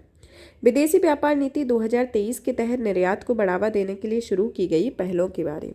निर्यात हब के रूप में जिले पहल। सरकार ने निर्यात को बढ़ावा देने के लिए राज्य या जिला स्तर पर कई कदम उठाए हैं, जिसके लिए सरकार ने राज्य निर्यात प्रोत्साहन समिति और जिला निर्यात प्रोत्साहन समिति का गठन किया है। जिला निर्यात प्रोत्साहन समिति द्वारा जिला निर्यात कार्य योजना को तैयार किए जाएंगे, जिसकी ऑनलाइन निगरानी की जाएगी। चिन्हित उत्पादों और सेवाओं की ब्रांडिंग, पैकेजिंग, डिजाइनिंग और मार्केटिंग पर ध्यान केंद्रित करने के लिए जिले में निर्यात संवर्धन आउटरीच कार्यक्रम की शुरुआत की गई है और इन पहलों के समर्थन के लिए चल रही योजनाओं को भी आपसी समन्वय स्थापित किया जाना है। पूंजीगत वस्तु निर्यात संवर्धन योजना के बारे में, जिसका उद्देश्य गुणवत्तापूर्ण वस्तुओं और सेवाओं के उत्पादन के लिए पूंजीगत वस्तुओं के आयात को सुगम बनाना होता है, जिससे भारत की विनिर्माण प्रतिस्पर्धात्मकता को बढ़ावा मिले। और इस योजना के तहत पूंजीगत वस्तुओं के आयात के लिए सीमा शुल्क को शून्य रखा गया है। पूंजीगत वस्तुएं वे वस्तुएं होती हैं जो प्रत्यक्ष और अप्रत्यक्ष वस्तुओं के विनिर्माण या उत्पादन या सेवाओं को प्रदान करने के लिए आवश्यक कोई भी संयंत्र या मशीनरी या उपकरण या सहायक उपकरण इसमें शामिल होते हैं। इसकी पात्रता योजना के तहत विनिर्माता निर्यातकों, व्यापारी निर्यातकों और सेवा प्रदातियों को शामिल किया जाता है। जिन्हें DGFT द्वारा सामान्य सेवा प्रदाता के रूप में प्रमाणित किया जाता है। निर्माता निर्यातक के संदर्भ में देखा जाए तो वे वो व्यक्ति होते हैं जो स्वयं विनिर्मित वस्तुओं का निर्यात करती है, निर्यात करने के इरादे रखते हो, इसे विनिर्माता निर्यातक कहा जाता है। व्यापारी निर्यातक वो होते हैं या वो व्यक्ति होते हैं जो व्यापार संबंधी गतिविधियों और साथ साथ निर्यात या वस्तुओं के निर्यात से संलग्न होते हैं, उसे व्यापारी निर्यातक कहा जाता है। निर्यात दायित्व के तहत किए जाने वाले आयात को औसत निर्यात दायित्व के अधीन रखा जाता है, और हालांकि कुछ ऐसे संकेतक को AEO की शर्तों से छूट प्राप्त होती है। निर्यात संवर्धन इकाइयों के बारे में देखा जाए तो इसका उद्देश्य निम्नलिखित तरीके से है। पहला तो आता है निर्यात को बढ़ावा देना, दूसरा विदेशी मुद्रा या आय में वृद्धि करना, तीसरा निर्यात के लिए उत्पादन हेतु निवेश आकर्षित करना, चौथा रोजगार सृजित करना है। इसके अंतर्गत पात्र इकाइयों में आती है वे इकाइयां जो अपनी वस्तुओं और सेवाओं के संपूर्ण उत्पादन का निर्यात करती है, जिसके अंतर्गत निम्नलिखित योजनाएं इसमें शामिल हैं। पहला, निर्यातोन्मुख इकाई योजना, इलेक्ट्रॉनिक हार्डवेयर प्रौद्योगिकी पार्क योजना, सॉफ्टवेयर टेक्नोलॉजी पार्क योजना, जैव प्रौद्योगिकी पार्क योजना। इन योजनाओं के तहत ट्रेडिंग इकाइयां इसमें शामिल नहीं होती हैं। डीम्ड एक्सपोर्ट की परिभाषा के संदर्भ में कि डीम्ड एक्सपोर्ट उन लेन देन से संबंधित होते हैं जिनमें आपूर्ति की गई वस्तुएं देश से बाहर नहीं जाती हैं। ऐसी आपूर्ति के लिए भुगतान या तो भारतीय रुपये में या विदेशी मुद्रा में होता है, और इसे सरल शब्दों में समझा जाए तो इसमें वस्तु को भारत में ही किसी ऐसे व्यक्ति को बेचा जाता है जिनके पास इन मूल वस्तुओं के आयात के लिए लाइसेंस होता है, या ऐसा विक्रेता जो डीम्ड निर्यातक हो और खरीदार डीम्ड आयातक हो। इसके लिए खरीदार के पास इंपोर्ट लाइसेंस होना जरूरी होता है। इसका उद्देश्य घरेलू विनिर्माताओं को समान अवसर प्रदान करने और मेक इन इंडिया को बढ़ावा देने के लिए डीम्ड एक्सपोर्ट की परियोजना को या इस पहल को शुभारंभ किया गया था। नेक्स्ट आता है विदेशी व्यापार नीति 2023 के तहत शुरू की गई पहलों के बारे में। पहली आती है डिजिटल इकोनॉमी के लिए सीमा पार व्यापार को बढ़ावा देने हेतु पहल। पहली आती है ई कॉमर्स निर्यात हब, जो कि निर्दिष्ट क्षेत्रों को ECEH के रूप में स्थापित किया जाएगा। ECEH अनुकूल व्यावसायिक अवसंरचना के लिए केंद्र के रूप में कार्य करेंगे और सीमा पारीय ई कॉमर्स गतिविधियों के लिए उपयुक्त सेवाएं प्रदान करेंगे। ECEH की स्थापना को निजी क्षेत्र की पहल के तहत सार्वजनिक निजी भागीदारी के मोड पर स्थापित किया गया है। इसकी संचालन की प्रक्रिया ई कॉमर्स निर्यातकों के लिए एक समूह आधारित लाभ अर्जित करने का कार्य करेगी, जिसमें निम्नलिखित सुविधाएं उपलब्ध कराएगा। पहला, निर्यात के लिए प्रमाणन और परीक्षण और सामान्य सुविधाएं। दूसरा, निकटतम लॉजिस्टिक हब या हबों से जुड़े या सेवाओं का लाभ उठाने के लिए समर्पित लॉजिस्टिक अवसंरचना। वित्तीय सहायता के संदर्भ में देखा जाए तो ECEH को बाजार पहुंच पहल योजना के तहत वित्तीय सहायता प्रदान की जाएगी। डाक मार्ग से ई कॉमर्स निर्यात को बढ़ावा देना के संदर्भ में आता है कि इसके लिए पूरे देश में डाकघर निर्यात केंद्रों को संचालित किया जाएगा। ये निर्यात केंद्र विदेशी डाकघरों के साथ मिलकर हब एंड स्पोक मॉडल की तर्ज पर काम करेंगे, और इससे सीमा पारीय ई कॉमर्स निर्यात को भी बढ़ावा मिलेगा। शुल्क में छूट या छूट से संबंधित योजनाओं को देखा जाए अग्रिम अथॉरिटी के संदर्भ में आता है कि इसके तहत आयात को निम्नलिखित भुगतान में छूट दी गई है। पहला आता है बुनियादी सीमा शुल्क, दूसरा अतिरिक्त सीमा शुल्क, तीसरा आता है शिक्षा उपकर, चौथा आता है एंटी डंपिंग ड्यूटी, पांचवा आता है काउंटरिंग बेलिंग ड्यूटी, छठा आता है सेफ गार्ड ड्यूटी, सातवां आता है transaction production specific safe guard duty आता है। शुल्क मुक्त आयात प्राधिकरण के संदर्भ में कि यह केवल बुनियादी सीमा शुल्क के भुगतान से छूट दी जाती है। निर्यातित उत्पादों पर शुल्क और करों की छूट को देखा जाए तो इसका उद्देश्य केंद्र, राज्य या स्थानीय स्तर पर निर्यात पर किए गए उत्पाद पर वर्तमान में रिफंड नहीं किए गए शुल्कों या करों को आरोपित अन्य राशियों को वापस करना होता है। इसे वाणिज्य विभाग द्वारा अधिसूचित किया गया था और इसे राजस्व विभाग द्वारा प्रशासित किया जाता है। स्कोमेट अर्थात विशेष रसायन, जीव सामग्रियां, उपकरण, प्रौद्योगिकियां के बारे में या दोहरे वस्तुओं के विनिमय से संबंधित होती है, जिसे हाल ही में भारतीय स्कोमेट सहित सॉफ्टवेयर एवं प्रौद्योगिकी जैसे दोहरे उपयोग वाली वस्तुओं और परमाणु संबंधी वस्तुओं के निर्यात को विनियमित करने के लिए शुरू की गई है। यह कार्य अंतर्राष्ट्रीय अभिशयों और दायित्वों के साथ साथ बहुपक्षीय निर्यात नियंत्रण व्यवस्थाओं के दिशा निर्देशन और नियंत्रण सूचियों के अनुसार किया जाता है। दोहरे उपयोग वाली निर्यात के लिए यह प्रतिबंध लगाता है। हालांकि विशेष छूट और उचित प्राधिकरण से अनुमति के बाद इसके निर्यात की अनुमति होती है। एस्कोमेट सूची यह भारत की राष्ट्रीय निर्यात नियंत्रण सूची होती है, जिसके अंतर्गत सभी MECR multilateral export control regime और अभिशमों की नियंत्रण सूचियों के अनुरूप कार्य करता है। एस्कोमेट मदों में को सामूहिक विनाश के हथियारों और उनके डिलीवरी सिस्टम जैसे गैरकानूनी गतिविधियों का निषेध अधिनियम 2005 के तहत विनियमित किया जाता है। एस्कोमेट सूची के अंतर्गत आने वाली आयातित वस्तुओं के निर्यात की अनुमति नहीं होती है। एस्कोमेट पर आउटरीच कार्यक्रम के अंतर्गत देखा जाए तो यह कार्यक्रम DGFT द्वारा प्रशासनिक मंत्रालयों या विभागों और व्यवसाय संघों के सहयोग से आयोजित किया जाएगा, जिसका उद्देश्य व्यापार और विनिर्माण से संबंधित निर्यातकों और आयातकों के बीच विशेष रूप से एस्कोमेट मदों के बारे में जागरूकता बढ़ाना होता है। इसमें एस्कोमेट मदों और लाइसेंस देने वाले प्राधिकरण के संदर्भ में दिया गया, जिसमें एस्कोमेट श्रेणी जो कि 0, 1, 2, 3, 4, 5, 6, 7, 8 के संदर्भ में दी गई है। नेक्स्ट आता है भारत में मुक्त व्यापार समझौते के बारे में। Free trade agreement of India. केंद्रीय मंत्रिमंडल ने संयुक्त अरब अमीरात के साथ द्विपक्षीय निवेश संधि पर हस्ताक्षर और अनुसमर्थन पर मंजूरी दी है। BIT जो कि द्विपक्षीय निवेश संधि एक देश के नागरिकों और कंपनियों द्वारा दूसरे देश में किए गए निवेश की सुरक्षा के लिए एक पारस्परिक समझौता होता है। चलिए तो जानते हैं मुक्त व्यापार समझौते के बारे में। ये मुक्त व्यापार समझौता एक संधि होती है जो 2 या 2 से अधिक देशों के बीच व्यापार की बाधाओं में कम या समाप्त करती है। इसे सामान्यतः FTA में वस्तुओं और सेवाओं के व्यापार में शामिल किया जाता है, जिसमें देश में FTA में बौद्धिक संपदा अधिकार, निवेश, सरकारी खरीद और प्रतिस्पर्धा संबंधी नीतियों को शामिल करती है। विश्व व्यापार संगठन के मूल सिद्धांतों के विपरीत FTA एक मूलतः भूतपूर्व प्रणाली होती है, जिसमें विश्व व्यापार संगठन के तहत मान्यता प्राप्त होती है और कोई भी देश FTA में तभी प्रवेश कर सकता है जब वह WTO समझौतों के प्रासंगिक प्रावधानों में निर्धारित कुछ शर्तों का पालन करते हुए इसके संदर्भ में आता है। FTA के प्रकारों के संदर्भ में देखा जाए तो पहला आता है आर्थिक संघ के रूप में कि आर्थिक संघ में सदस्य देश अपनी राजकोषीय या मौद्रिक नीतियों को एकीकृत करती है। साझा व्यापार या कॉमन मार्केट में कि साझा व्यापार मुख्य रूप से सीमा शुल्क संघ का एक रूप होता है। इसमें सदस्य श्रम और पूंजी की मुक्त आवाजाही की अनुमति देता है। सीमा शुल्क संघ जो कि इसके तहत सदस्य देश गैर सदस्य देशों के साथ सामान्य बाह्य प्रशुल्क बनाए रखते हैं। मुक्त व्यापार समझौता जो कि सदस्य देश में मुख्य रूप से व्यापार की जाने वाली वस्तुओं और सेवाओं या दोनों पर आरोपित सीमा शुल्क पर गैर प्रशुल्क बाधाओं को कम या समाप्त करते हैं।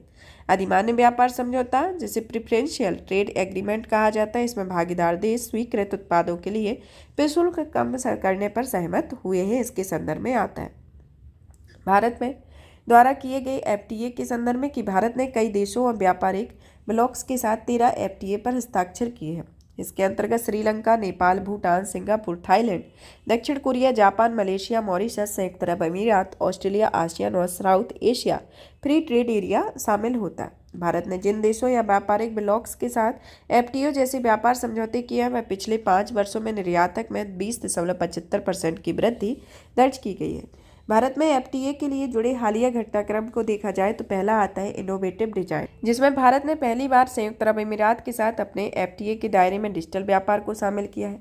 NTB का समाधान करना, जिसमें हाल ही में हस्ताक्षरित FTA जैसे कि ऑस्ट्रेलिया भारत के बीच समझौते में नॉन टैरिफ बैरियर से जुड़ी हुई समस्याओं के समाधान के लिए प्रयास किया है।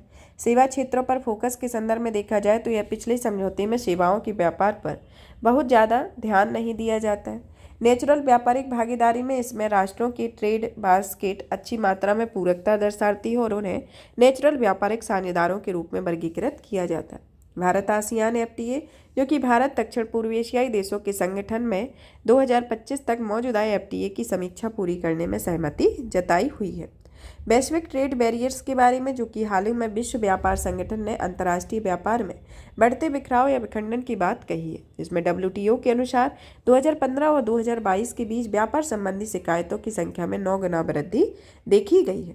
ट्रेड बैरियर्स क्या होती है उनके बारे में जानें कि ट्रेड बैरियर्स एक अंतर्राष्ट्रीय व्यापार को प्रतिबंधित करने वाली नीतियों या विनिमय होती हैं जो अंतर्राष्ट्रीय व्यापार में लगाए जाने वाले प्रशुल्क या टैरिफ, कोटा, लाइसेंस आदि को मुख्यतः ट्रेड बैरियर्स का हिस्सा माना जाता है। यह बे टैरिफ व्यापार में टैरिफ और नॉन टैरिफ बैरियर्स होते हैं। टैरिफ बैरियर्स को एक प्रकार के कर होती है जो आयातित उत्पादों पर लगाए जाते हैं और इस कर के कारण उत्पाद की लागत बढ़ जाती है और इस बढ़ी हुई लागत को उपभोक्ताओं द्वारा वहन किया जाता है। नॉन टैरिफ बैरियर भी टैरिफ बैरियर होते हैं जो अतिरिक्त नीतिगत उपाय हैं जो किसी देश में आयात को प्रभावित करते हैं और जब नॉन टैरिफ बैरियर तार्किक औचित्य के परे या मनमाने ढंग से काम करते हैं और व्यापार में बाधा उत्पन्न करते हैं तो उसे नॉन टैरिफ बैरियर कहा जाता है। संयुक्त राष्ट्र व्यापार या विकास सम्मेलन या अंकटाड ने 16 प्रकार के नॉन टैरिफ बैरियर को वर्गीकृत किया है जिसमें शामिल है तकनीकी बैरियर जैसे सैनिटरी या फाइटो सैनिटरी उपाय आदि आते हैं। दूसरे आते हैं गैर तकनीकी बैरियर जिसमें व्यापार सुरक्षात्मक उपाय, उत्पत्ति के नियम, व्यापार से संबंधित निवेश उपाय शामिल होते हैं। निर्यात संबंधी उपाय इसके अंतर्गत ये शामिल होते हैं।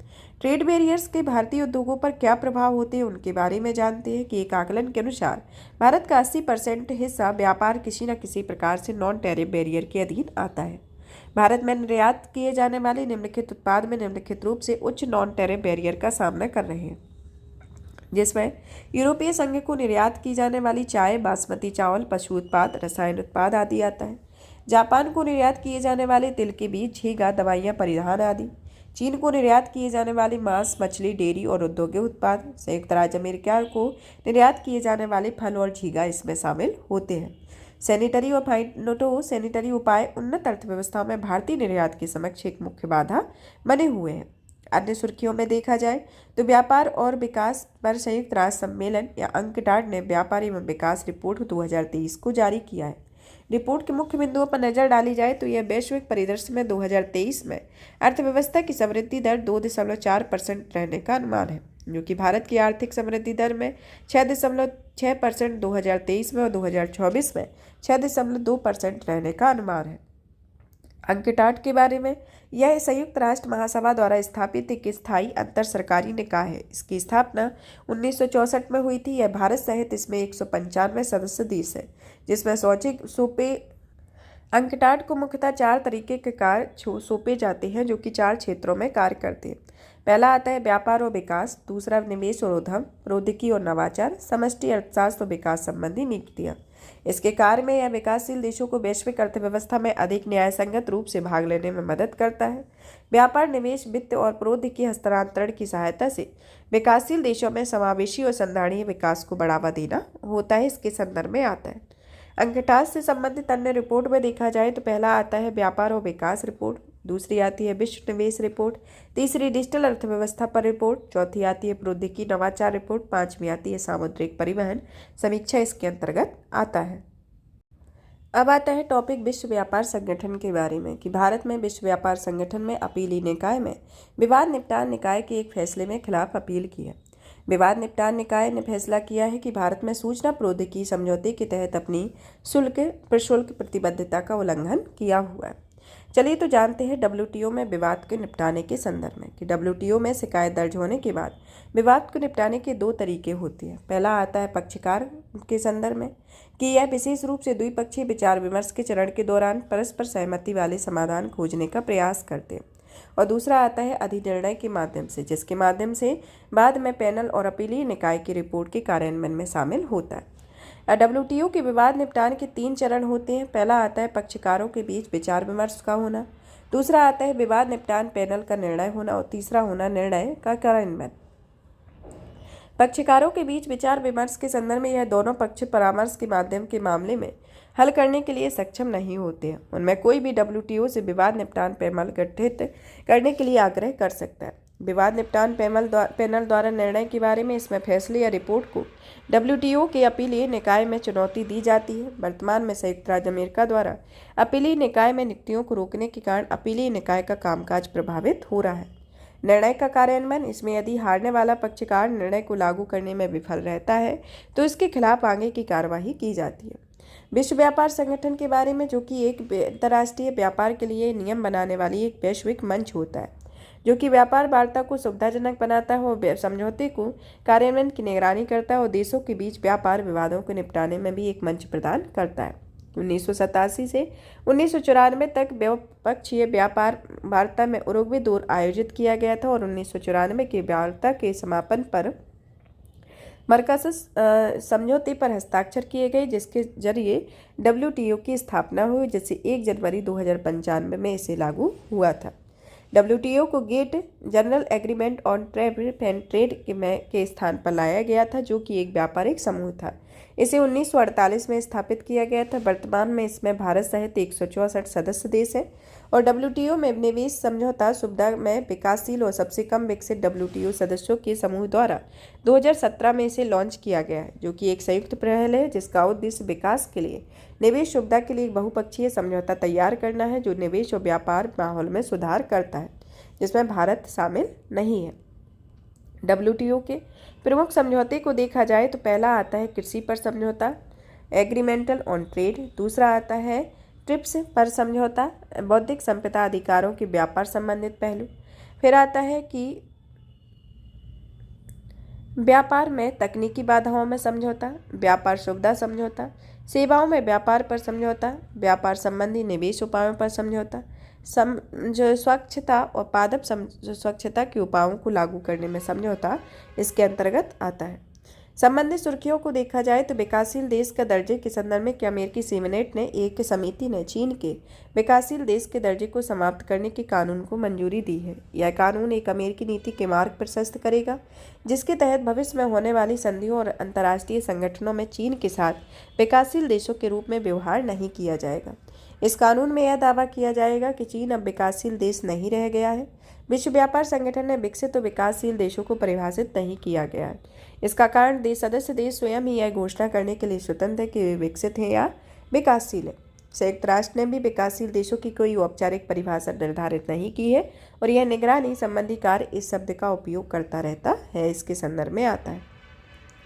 नेक्स्ट आता है $डॉलरीकरण या डी-डॉलराइजेशन के बारे में। ये ब्रिक्स देश ब्राजील, रूस, चीन, भारत, साउथ अफ्रीका अंतर्राष्ट्रीय भारत में व्यापार में भुगतान के लिए एक नई मुद्रा विकसित करने का प्रयास कर रहे हैं। चलिए तो जानते हैं सबसे पहले कि डी-डॉलराइजेशन या विमुद्रीकरण या $डॉलरीकरण होता क्या है। जब कोई देश आरक्षित मुद्रा विनिमय के माध्यम से यूनिट ऑफ अकाउंट के रूप में अमेरिकी डॉलर पर अपनी निर्भरता को कम करता है तो उसे $डॉलरीकरण कहा जाता है। इसमें वैश्विक मुद्रा के निर्धारक तत्व के संदर्भ में देखा जाए तो खुली अर्थव्यवस्था का होना, पूंजी खाता में परिवर्तनीयता, राजनीतिक आर्थिक स्थिरता, स्वीकार्यता और विश्वास होता है। अन्य संबंधित तथ्यों में देखा जाए तो ब्रिक्स मुद्रा का उपयोग सीमा पारी व्यापार के लिए किया जाता है। इसके अतिरिक्त भारत, मलेशिया भुगतान के अन्य वर्तमान माध्यमों के अलावा भारतीय रुपये में व्यापार का भुगतान करने के लिए सहमत हुए हैं। इन कदमों में $डॉलरीकरण की दिशा में एक बड़े कदम के तौर पर देखा जाता है। आखिर इस मुद्रा को $डॉलरीकृत करने की आखिर क्यों आवश्यकता पड़ी, उसके संदर्भ में देखा जाए तो व्यापार के सशक्तिकरण के संदर्भ में ये ऐसे देश होते हैं जिन पर प्रतिबंध लगाए जाते हैं, जैसे विश्व व्यापार बैंकिंग वित्तीय दूरसंचार सोसाइटी से बाहर कर दिया गया है और उन्हें व्यापार करने में कई समस्याओं का सामना करना पड़ता है। जैसे उदाहरण के तौर पर यूक्रेन युद्ध के बाद रूस पर कई प्रतिबंध लगाए गए हैं। नई उभरती अर्थव्यवस्थाओं के संदर्भ में आर्थिक महाशक्ति के रूप में एशिया के उदय ने भारतीय रुपये और युआन जैसी मुद्राओं के महत्व को बढ़ा दिया है। विविधता के संदर्भ में देखा जाए तो यदि विदेशी मुद्रा भंडार विविध मुद्राओं से परिपूर्ण होगा तो बाहरी क्षेत्रों पर दबाव कम पड़ेगा। अमेरिका द्वारा वैश्विक वित्तीय प्रणाली में हेरफेर होगा, जिसमें अमेरिकी डॉलर के प्रभुत्व से अमेरिका को अपने निजी लाभ के लिए वैश्विक वित्तीय प्रणाली में हेरफेर करने का भी मौका मिल जाता है। इससे प्रायः अन्य देशों को भी नुकसान उठाना पड़ता है। भारत के लिए $डॉलरीकरण के प्रभाव के संदर्भ में देखा जाए तो पहले नंबर पर आता है कि इससे वैश्विक वित्तीय व्यवस्था में प्रणालीगत जोखिम में कमी आती है, निर्यात संबंधी प्रतिस्पर्धा में वृद्धि होती है, ऋण प्रबंधन पर बेहतर नियंत्रण स्थापित होता है, उधार लेने की लागत कम होती है, विदेशी निवेश आकर्षित करने में आसानी होती है, मौद्रिक नीति के लचीलेपन को बढ़ावा मिलता है। $डॉलरीकरण के लिए कुछ पहले स्टार्ट की है, जिसके अंतर्गत आता है 2021 में people's of China bank of international settlement ने global sovereign digital currency governance प्रस्तुत किया था। अफ्रीकी महाद्वीपीय मुक्त व्यापार क्षेत्र स्थानीय मुद्राओं का उपयोग करके अंतर अफ्रीकी व्यापार को बढ़ावा दे रहे हैं और 2007 में यूरोपीय केंद्रीय बैंकों ने trans European automatic real time gross settlement express transfer system को प्रस्तुत किया था और यह प्रणाली यूरोपीय संघ के सदस्य देशों को यूरो में व्यापार और वित्तीय लेन देन को सक्षम बनाती है। चलिए तो रुपये के अंतर्राष्ट्रीयकरण के लिए की गई पहलों के बारे में देखा जाए तो रुपये में सीमा पार उधार के बारे में, जो कि रुपये में मूल्य वर्गित या मसाला बॉन्ड की शुरुआत की गई, जो कि 2014 में भारतीय कॉरपोरेट को विदेशी रुपये में मूल्य वर्गित बॉन्ड जारी करने के लिए अनुमति दी गई थी। रुपये में व्यापार निपटान के संदर्भ में देखा जाए तो यह महत्वपूर्ण कदम के रूप में जुलाई 2022 में आरबीआई ने विशेष बॉस ट्रू खाते के माध्यम से रुपये में व्यापार निपटान की अनुमति देने के लिए एक व्यापक रूपरेखा जारी की थी। करेंसी स्विप के बारे में, जो कि रुपये के अंतर्राष्ट्रीयकरण को बढ़ावा देने के लिए संयुक्त अरब अमीरात सार्क सदस्य देशों के साथ अन्य देशों के साथ वर्ष 2018 से 23 करेंसी स्विप समझौते पर सहमति बनी हुई है। अन्य उपायों में देखा जाए तो एशियन क्लीयरेंस यूनियन ने क्षेत्रीय व्यापार निपटान के लिए घरेलू मुद्राओं के उपयोग को संभावना तलाशी जा रही है। घरेलू रुपये ब्याज दरों में मुद्रा बाजार को विदेशों में स्थित रुपये के बाजारों से जोड़ने के लिए परिस्थितियों को अनुकूल बनाया जा सकता है। बाजारों की तरलता में सुधार के लिए प्राथमिक डीलरों को विदेशी मुद्रा बाजार में बाजार निर्माताओं के रूप में कार्य करने की अनुमति दी गई है। इसके संदर्भ में आता है रेमिटेंस या विप्रेषण के बारे में देखा जाए तो हाल ही में विश्व बैंक ने माइग्रेशन एंड डेवलपमेंट ब्रीफ निजी पूंजी न जुटाने के लिए प्रवासियों के वित्त का लाभ उठाना शीर्षक से एक रिपोर्ट जारी की है। रिपोर्ट के प्रमुख बिंदुओं पर नजर डालें तो यह 2023 में विश्व में रेमिटेंस के रूप में $860 बिलियन भेजे जाने का अनुमान है। यह वर्ष 2022 की तुलना में अधिक विकसित 3% है। निम्न मध्यम आय वाले देशों को रेमिटेंस में 2023 में LMIC को रेमिटेंस के रूप में $669 बिलियन प्राप्त होने का अनुमान है। यह 2022 की तुलना में 3.8% अधिक है। 2023 में LMIC में प्रत्यक्ष विदेशी निवेश और आधिकारिक विकास सहायता की तुलना में रेमिटेंस विदेशी स्रोतों से वित्त प्राप्ति का मुख्य स्रोत रहा है। और 2024 में सभी LMICs में दक्षिण एशिया में रेमिटेंस में सर्वाधिक वृद्धि होने का अनुमान है। इस अनुमानित वृद्धि का कारण भारत में अधिक रेमिटेंस प्राप्त हो रहा है। चलिए तो जानते हैं रेमिटेंस के महत्व के बारे में और रेमिटेंस के संदर्भ में। रेमिटेंस का मतलब होता है कि विदेशों में रह रहे लोगों या विशेष रूप से प्रवासी श्रमिकों द्वारा अपने मूल देश में अपने सगे संबंधियों को भेजे गए पैसे को विप्रेषण कहा जाता है। यह विप्रेषण वायर ट्रांसफर, इलेक्ट्रॉनिक भुगतान प्रणाली, ड्राफ्ट या चेक आदि के माध्यम से भेजा जाता है। 2022 में विप्रेषण के शीर्ष 3 प्राप्तकर्ता देश हैं भारत, मेक्सिको और चीन। और 2022 में विप्रेषण के शीर्ष प्राप्तकर्ता देश जीडीपी के संदर्भ में ताजिकिस्तान, टोंगा और लेबनान है। विप्रेषण से प्राप्ति में राज्य पर हिस्सा आता है महाराष्ट्र, केरल, तमिलनाडु। और 2020-21 में भारत को प्राप्त विश्व विप्रेषण के देशों की हिस्सेदारी संयुक्त राज्य अमेरिका की 23.4%, संयुक्त अरब अमीरात की 18% और यूनाइटेड किंगडम की 6.8% रही है। विप्रेषण के महत्व को देखा जाए तो विप्रेषण परिवारों की प्रयोज्य आय बढ़ने के साथ साथ रेमिटेंस से अर्थव्यवस्था में खपत बढ़ती है। इससे जीडीपी वृद्धि आगे बढ़ाने में मदद मिलती है। भारत की जीडीपी का 3% रेमिटेंस से आता है। जो भारत के व्यापार घाटा बढ़ता है तो रेमिटेंस एक बहुत जरूरी सहायता प्रदान करता है। प्रयोज्य आय वो आय होती है जो कि किसी व्यक्ति या परिवार को आयकर में कटौती के बाद खर्चा करना या बचाना होता है। उसके संदर्भ में ये प्रमुख शब्दावलियाँ आती है।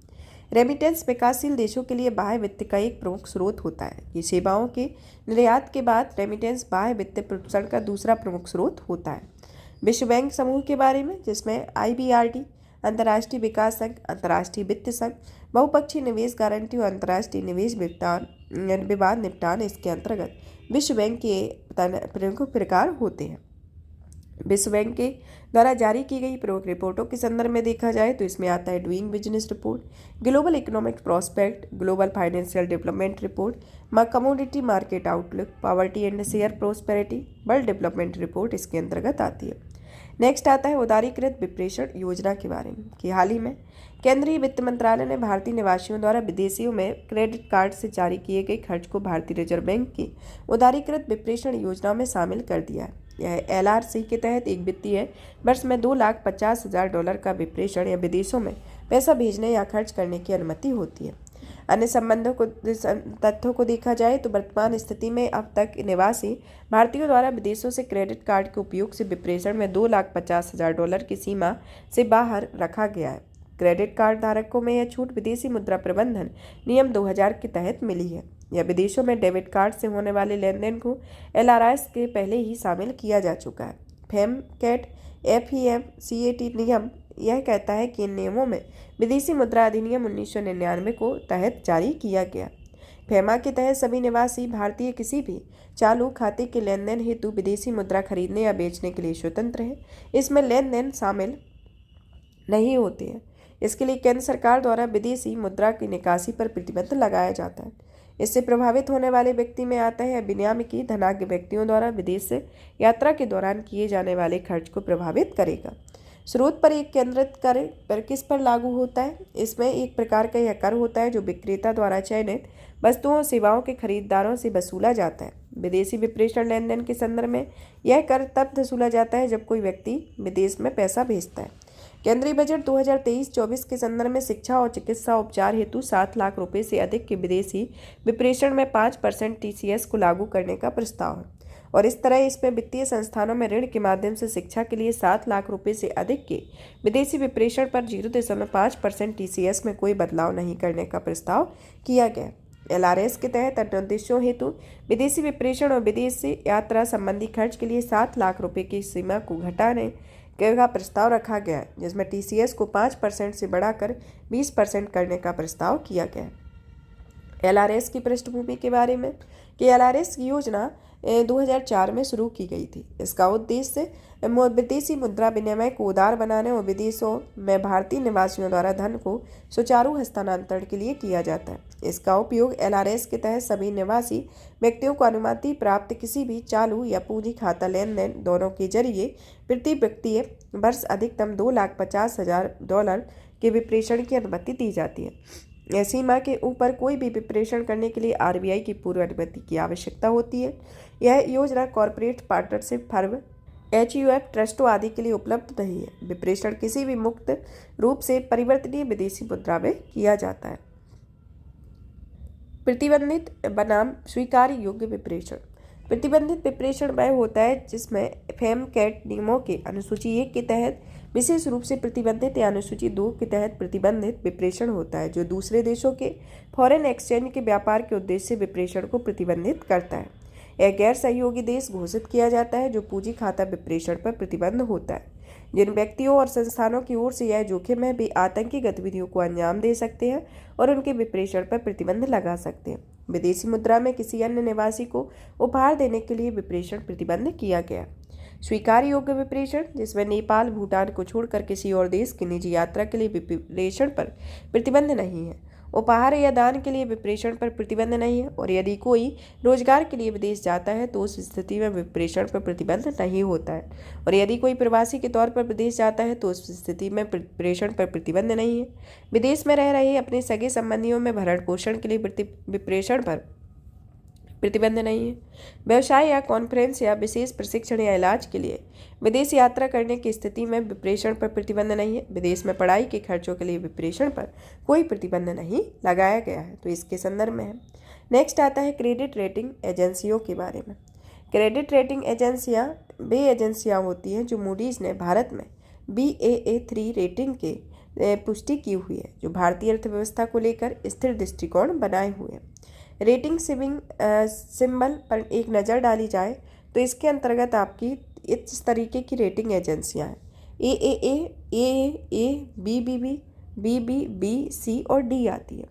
AAA के अंतर्गत यह ऋण दायित्वों में मामले में सबसे उच्च दर्जे की रेटिंग होती है, जिसमें समय पर ऋण चुकाने के संबंध में उच्चतम स्तर पर सुरक्षा की संभावना व्यक्त की जाती है। AA रेटिंग में उच्च स्तर की सुरक्षा होती है। A रेटिंग में पर्याप्त सुरक्षा का स्तर की सुरक्षा होती है। BBB में मध्यम स्तर की सुरक्षा, BB में डिफ़ॉल्ट होने का मध्यम स्तर का जोखिम, B में डिफ़ॉल्ट होने का उच्च स्तर का जोखिम, C में डिफ़ॉल्ट होने का अत्यधिक उच्च स्तर का जोखिम होता है, D में डिफ़ॉल्ट होने या जल्द ही डिफ़ॉल्ट होने की आशंका होती है। वैश्विक क्रेडिट रेटिंग एजेंसियाँ B रेटिंग एजेंसियाँ होती है जो सॉवरेन या संप्रभु रेटिंग के जरिए निवेशक किसी देश में निवेश करते समय उस देश की ऋण चुकाने की क्षमता को मुख्य पैमाने पर इस्तेमाल करता है। क्रेडिट रेटिंग एजेंसियों से मिलने वाली रेटिंग का असर $66 ट्रिलियन से अधिक संप्रभु ऋण पर पड़ता है और ऐसे में भी वैश्विक पूंजी के लिए गेट कीपर के रूप में कार्य करती है। क्रेडिट रेटिंग की भूमिका के संदर्भ में देखा जाए तो यह निवेशकों को तथ्य या साक्ष्य आधारित निर्णय लेने में मदद करती है। संस्थाएं समय पर भुगतान करने के लिए तत्पर रहती है। ऋण लेने वालों के लिए डिफ़ॉल्ट होने या ब्याज सहित ऋण चुकाने की संभावना को दर्शाती है। घरेलू और अंतर्राष्ट्रीय बाजार में निवेशकों को बॉन्ड बेचने और राष्ट्रों या राज्यों में सक्षम बनाती है। वर्तमान में 3 प्रमुख क्रेडिट रेटिंग एजेंसियां जिसमें standard and poor, Moody's, Fitch आती है, जो भारत को निवेश ग्रेड रेटिंग प्रदान करती है। किसी भी प्रकार के ऋण चुकाने की क्षमता का आकलन करने के लिए कई मापदंड होते हैं, जिसमें से कुछ प्रमुख मापदंड निम्नलिखित हैं। राजनीतिक जोखिम, कर व्यवस्था, राष्ट्रीय मुद्रा की वैल्यू और श्रम कानून। संप्रभु जोखिम के संदर्भ में यहाँ किसी देश की केंद्रीय बैंक में अपनी विदेशी मुद्रा विनिमय को बदल सकती है आदि इसके अंतर्गत आता है। भारत में क्रेडिट रेटिंग एजेंसियों के संदर्भ में आती हैं सेबी, जो कि क्रेडिट रेटिंग नियम 1999 के तहत सभी क्रेडिट रेटिंग फर्मों को विनियमित करता है। भारत में निम्नलिखित 7 तरीके की क्रेडिट रेटिंग एजेंसियां हैं।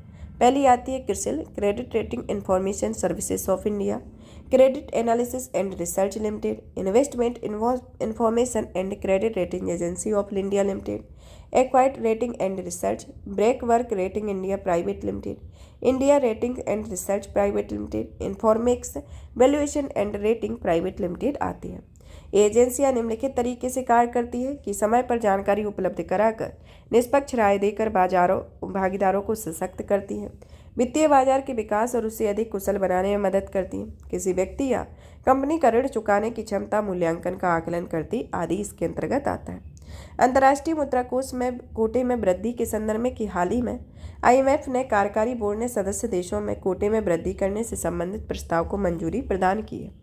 IMF कोटा के फॉर्मूले को देखा जाए तो 15% आर्थिक परिवर्तनीयता, अंतर्राष्ट्रीय मुद्रा भंडार में 5%, GDP 50% और वैश्विक अर्थव्यवस्था के लिए खुलापन 30% रहता है। अन्य संबंधित तथ्यों के संदर्भ में देखा जाए तो कार्यकारी बोर्ड में सदस्य देशों में वर्तमान कोटे में 50% की वृद्धि का प्रस्ताव दिया है। यह वृद्धि देश में मौजूदा कोटे के अनुपात में होती है। मंजूरी के बाद इस प्रस्ताव पर बोर्ड ऑफ गवर्नेंस द्वारा विचार और समर्थन किया जाता है और इसके उपरांत इसे प्रभावी बनाया जाता है। कोटे में बढ़ोतरी के महत्व को देखा जाए तो इसके जरिए IMF के स्थायी संसाधनों को बढ़ाया जा सकेगा। इससे वैश्विक वित्तीय स्थिरता को बनाए रखने में मदद मिलेगी। इस ऋण के माध्यम से जुटाए जाने वाले संसाधनों में निर्भरता कम होगी। वर्तमान में IMF बाइलेटरल वायो अरेंजमेंट पर निर्भर है। यह है न्यू अरेंजमेंट टू बोरो नामक एक संकटकालीन ऋण निधि बनाने पर विचार कर रहा है और इससे वह अपने जुटाए गए संसाधनों का 60% हिस्सा रखेगा। IMF कोटे के बारे में देखा जाए तो यह कोटा वित्तीय व शासी संरचना का प्रमुख भाग होता है। यह कोटे के विशेष आहरण अधिकार के रूप में दर्शाया जाता है, जिसमें IMF का यूनिट ऑफ अकाउंट है।